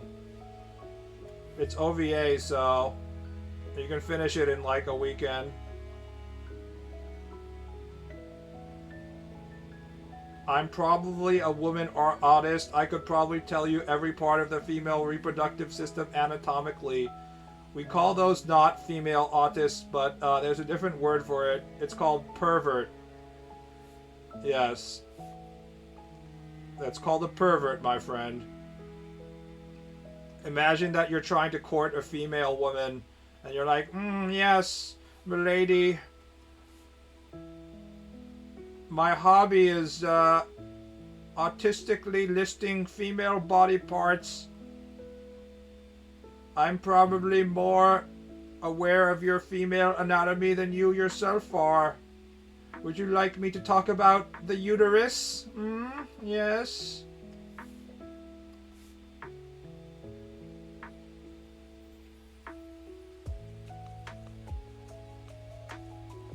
I'm sure she'd be very attracted to your hobby. She'd be like, I must have sex with this man who knows everything about the female body.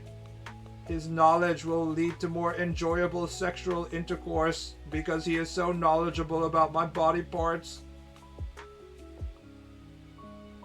A lot of men don't know where the clit is, so perhaps he has a leg up. I'll just use my pubic hair to rub in the general area.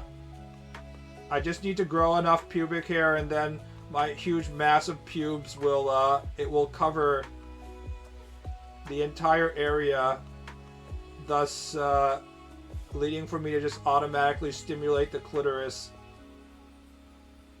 This is an excellent strategy that I'm sure will be very successful if I ever have sex in my life.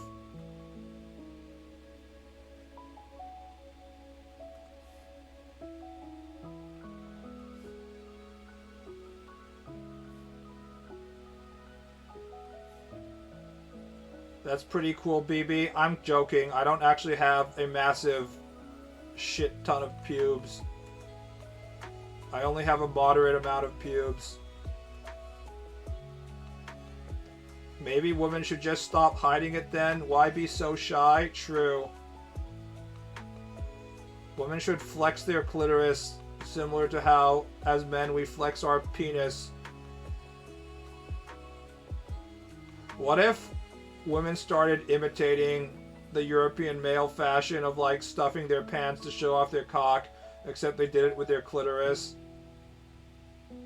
You'd see a woman with tight pants and she'd have all this like extra padding to make it look like there was some sort of bulge, and you're like, damn, that female must have a massive clit.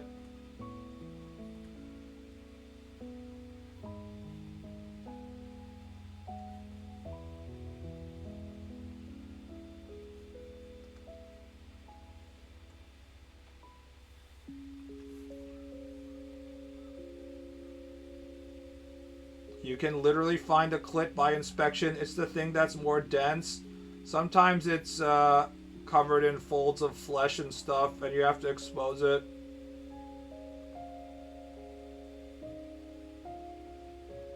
You don't have this problem if you're having sex with futa females, because their clit will become erect and grow into a massive 6-foot long, huge cock.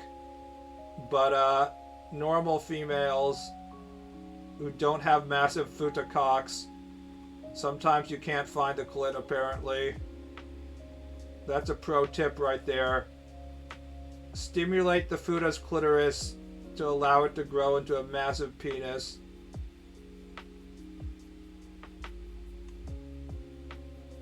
Dudes do have body hair in weird places. I gotta wax my friend's nipples and just the nipples.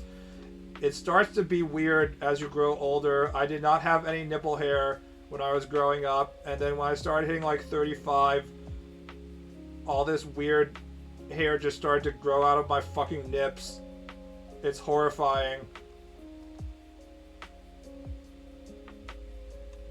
Anybody who's like, God designed humans or evolution accounted for humans, are they going to explain our nipple hair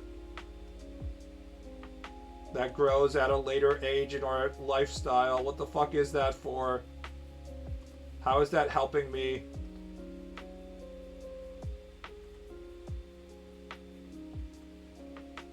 I guess it might help a little with chafing, but I don't think it is.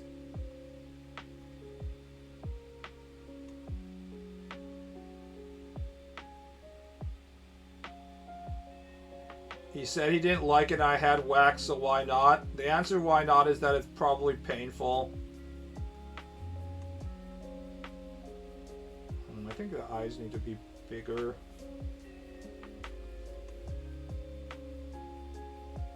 If you have too much eye white, it can look like they're being a little crazy. Pupil size is a very important thing that you have to fiddle with.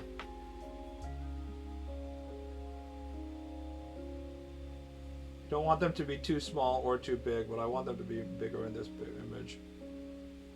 And of course, if you move both of them at the same time, now you have to adjust the pupil location.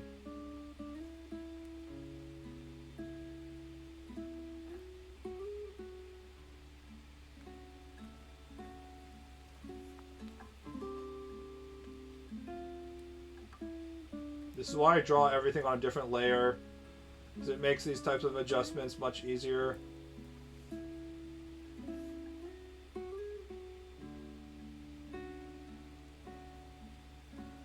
I knew some Greek dude in high school who was shaving a full beard from the age of 14. Yeah, people who have thick beards have like insanely thick beards.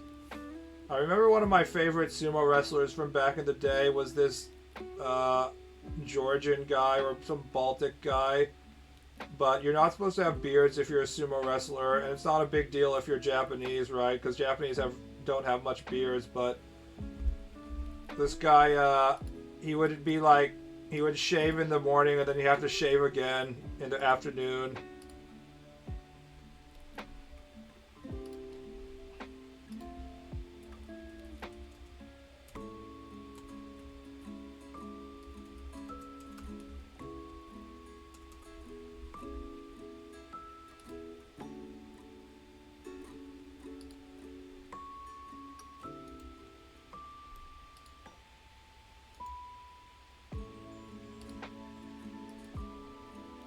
This guy,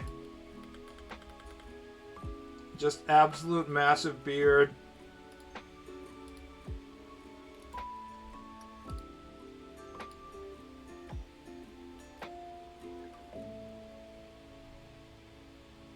Absolute Gigabata Chad. So this is him probably like 5 minutes after shaving. You can already see the beard is coming in within like a few seconds.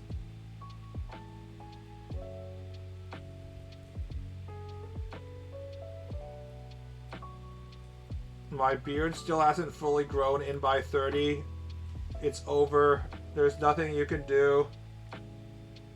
You're screwed. Home photos. I wish I had this much beard. This guy is like, this is what you, if you want to be a pirate and have your name to be like Blackbeard or something, you better have this much beard at least.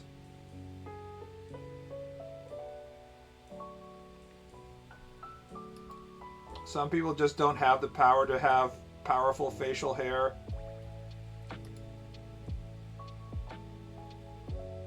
When I do shave, I do both against and with the grain.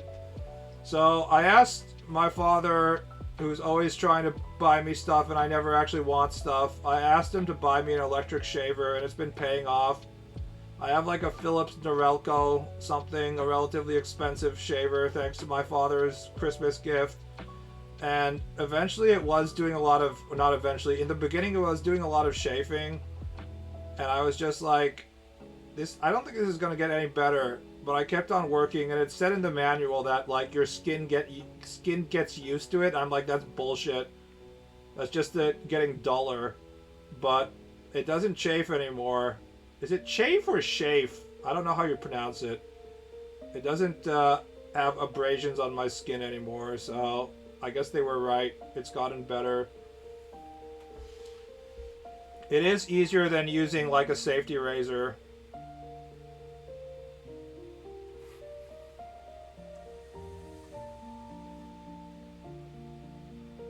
Hard chafe. Oh, my nipple chafing. Oh, not the nipples.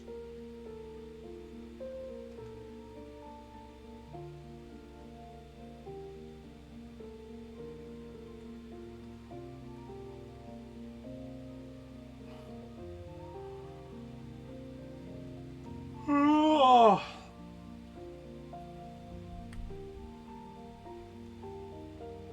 Safety razor is the easiest way to accidentally cut yourself. I have like a lot of pimple bumps on my skin. Not a lot, but just like a few on my chin and stuff. And every time I would shave, I'd just slice them off and I'd just like be bleeding and I'd be like, ah, it's part of life. I think one of my big problems is that I don't consider myself bleeding all over the place to be a big deal, which is sort of why I ignored my my hemorrhoid bleeding for way too long. If I considered that to be a big deal, I would have, you know, done something about it at an earlier stage, which I did not.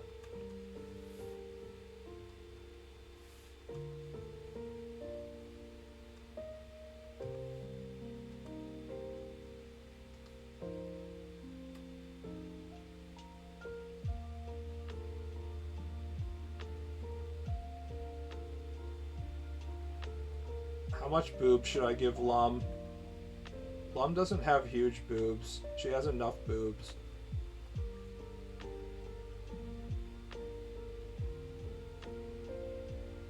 Not an insane amount, though.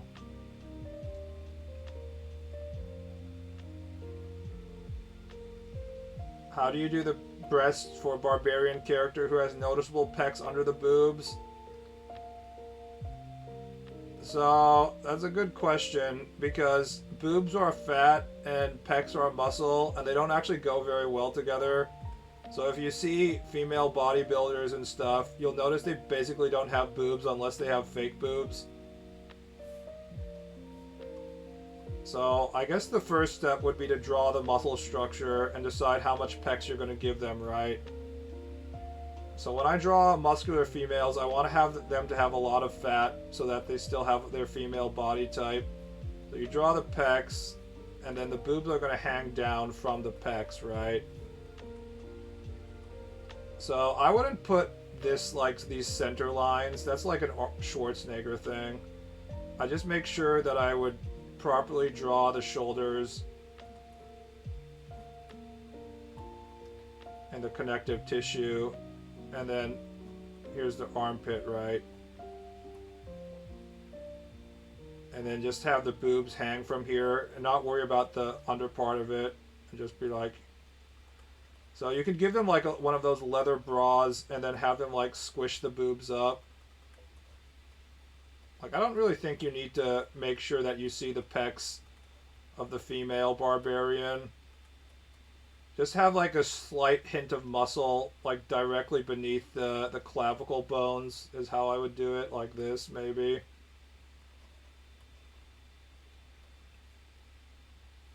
The thing is, you can have a lot of fat and still be muscular. That's the thing. You don't have to be ripped. So what makes females look feminine is the fat, they have more fat underneath their skin than men do just by default. So as a result, all of their lines become more curvy and more round and stuff, and that's fat. So once you start cutting the fat, just females automatically stop looking female, which is why bodybuilder females who have cut all their fat from their diet and just look like, you know, fucking zombie muscle zombies don't look very female.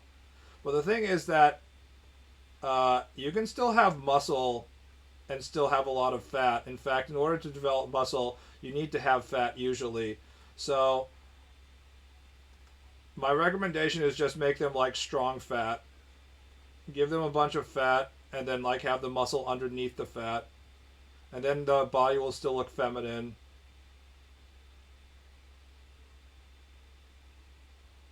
It's sad that most female bodybuilders take crazy steroids and look like monsters as a result. Yes, unlike the male bodybuilders who look perfectly normal, am I right? It's just that male bodies are more like, we're used to seeing them as muscular figures, but make no mistake, male bodybuilders are also look like fucking monsters. We've just gotten used to them.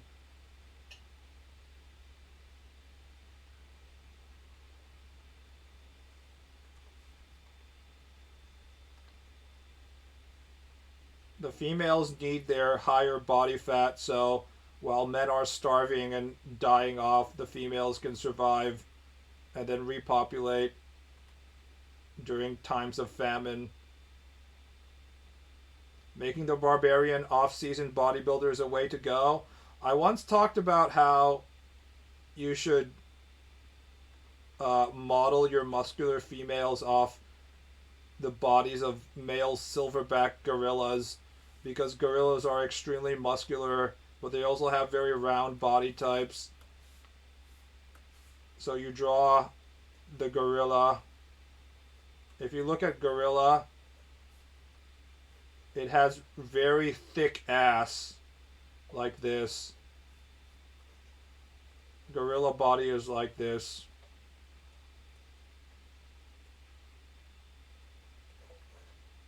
Like this, right? Super thick arms, super thick back, super thick ass. But this like shape is very feminine, even though it's a male gorilla.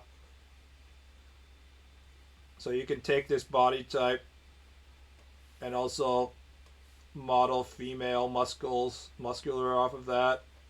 Make the muscles super round, the ass very round. But the round ass can just be like very much muscles, super thick thighs. The thighs are the thickest muscle, and nobody will be like, oh, that female doesn't look feminine because her thighs are too thick. Maybe they might have said that back in the 90s or something, but now you can give women like giga round, giga thick ass,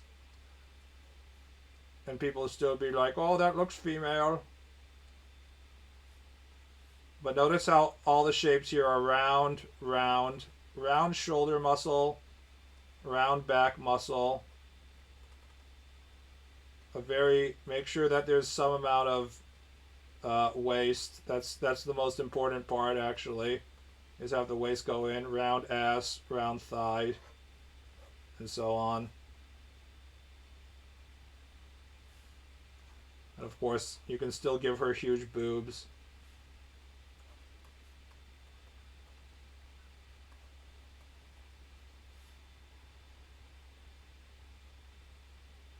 Visibly male and female is more about bone structure. So the thing is, as long as the hips are wide, it will look female. You have the shoulders and then the shoulder bones right here. The female, the hips, the points of the hips right here will be the same width as the shoulders. And then men, it will be like more narrow, so that's how you get this kind of male bodybuilder body type. But if you're truly gonna exaggerate it, you should just like even make the hips wider than the shoulders. So even if like she has giga muscles And let's say the shoulder starts here. Even if she's muscular, as long as you make the hips wider than the shoulders,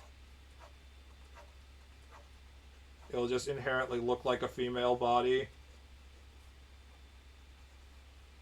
And of course, make sure that you give them a thin waist.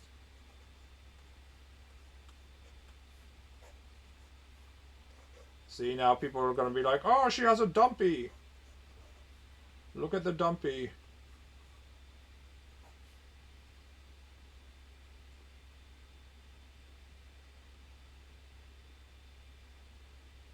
Economic depression is correlated to men having a predilection for thicker women.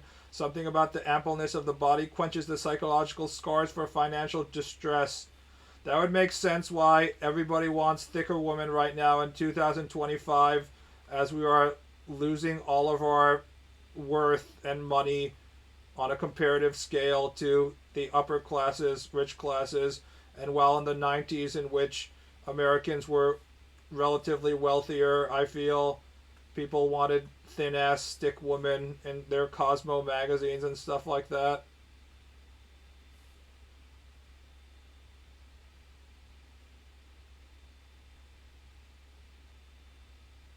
That's why men have flatter asses while women have hips that explode out thanks to femur bone being further out. Don't tell this to my Japanese women who have incredibly fat asses.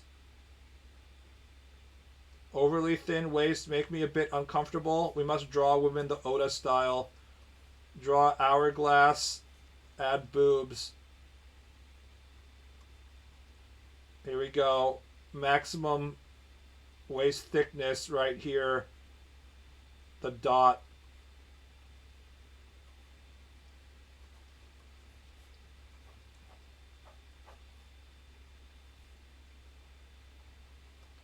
How thin can we go? The answer is infinitely thin.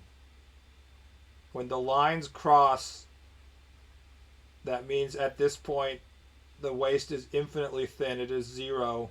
It's negative. Oh, alright guys, I'm going to end the stream here. Oh, see you around, boys. Have a nice night. Ah, hockey waist, yes. Good night, boys.